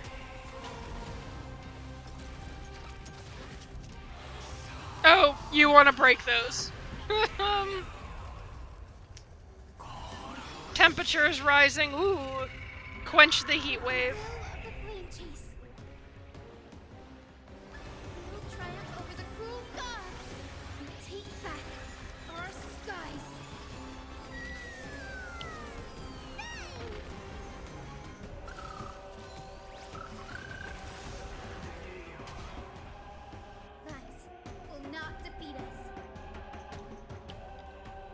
Exposed spinal cord is so much, yeah. Halovian sky god Halo bird, humanity deserves nothing but rest, so I will take their free will and options so they can know nothing but peace. Forced to accept humanity needs to make their own choice. Yeah. Exactly. That's Cat. That's welcome to Penacony. Welcome to Sunday as a character. There's a reason a lot of people like him, and a reason he's very divisive.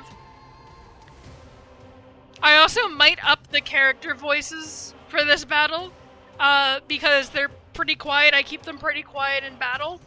But I think Hyacinth's got some exclusive voice lines, and I don't know how well you guys can hear them, but she was talking about the flame chase and relighting the skies, and it was cool.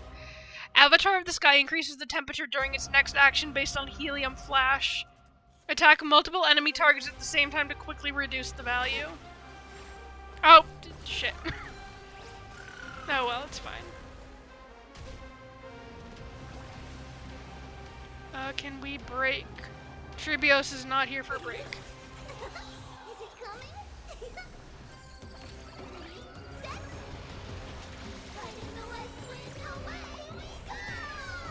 Alright, I wanted to. Oh, shit. We want to turn this place to scorched earth.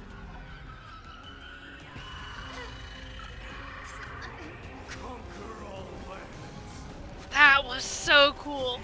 Rage against the dying light?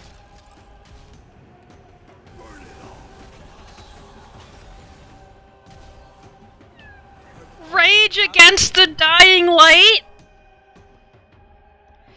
Whew. Anyway, I'm gonna, before I forget, voice. I think it's voices. Just gonna... Going insane over here? For sure. Alright, gonna do that for the buff. Clear before me. Dying soul, face me. Okay. I allow you to accept your punishment. Give us the core flame. At least we can soothe the world's pain. Forever doomed.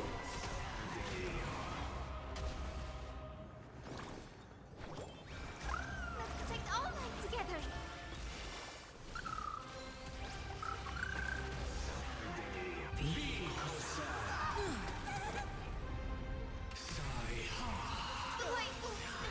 God, the boss animations are so cool. That will not defeat us.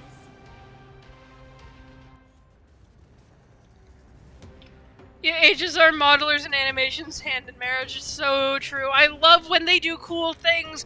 I wish that the character models had more variety, because when they're allowed to go insane, they're so good.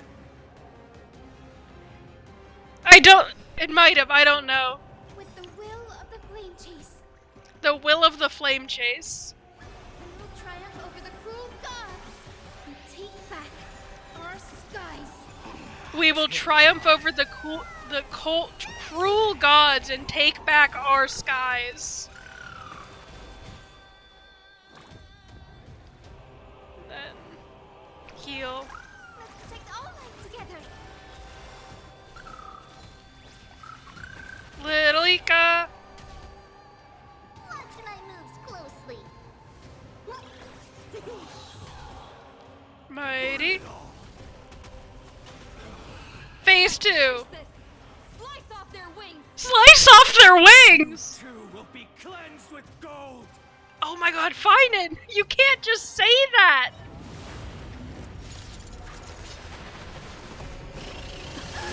Quick, behind me.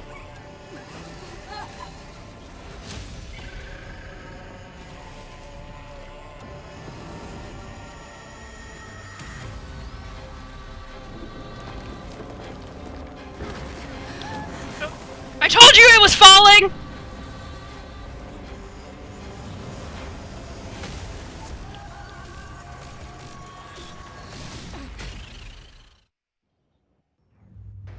Oh my god, that was so cool.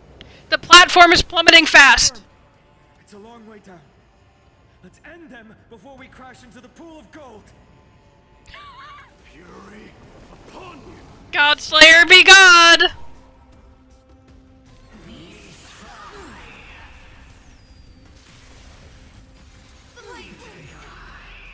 I will overcome the thorns. Voiced MC, yeah, they recast the main characters. But also, oh my god, Finan saying, don't worry about the fact we're plummeting to our deaths into a pool of lava. It's a long way down. We have enough time to kill God. Oh my god. But yeah, they recast the main characters for this patch. I think the Don Hung's voice actor is still in negotiations. What even happened with that? It's such a mess. I'm not gonna get into it here. It's such a mess. I want to see, did this change? No, it did not. Those have not changed, okay. First, this. Mortal form. I will walk with you, watch over you, and guide you on your path.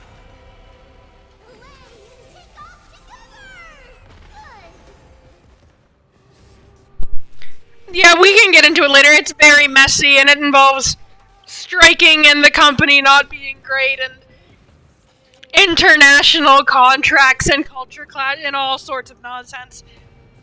The music is so good. HSR music, my beloved. God, I'm still not over Finan being like, don't worry, this elevator is long enough for us to kill God before we have to worry about hitting the ground. Divine insight arises from Trinity stands clear before me. Buff. Dying soul. Actually, I want to check Mighty's, not you. Ooh. Hyacine stats. Why do you have so much crit rate? But, I want to check Mighty. Okay, we are at 100 crit rate. Almost 400. 3 stacks of him, Sorrowing Body, Benishin, Sacrados. Beatified after it. Max HP increases by 30%. His HP has not increased by 30%. Anyways. Mighty Go Bird. Allow you to accept your punishment. Ooh, the yells kicking in there. Oh, we aren't. I'm gonna real quick. I don't think that's gonna get us up, but we ulted without the Trivios follow-up. Will not defeat us. Ooh, I just want to look at the background for this. Also, I just want to say this elevator was not that tall, guys. We saw the entirety of it going up. It's like a... If we are falling for a minute, you're lucky. Really glad this isn't timed, though. I hate timed boss fights like that. Little Ika trills. Oh, Illumination of Month of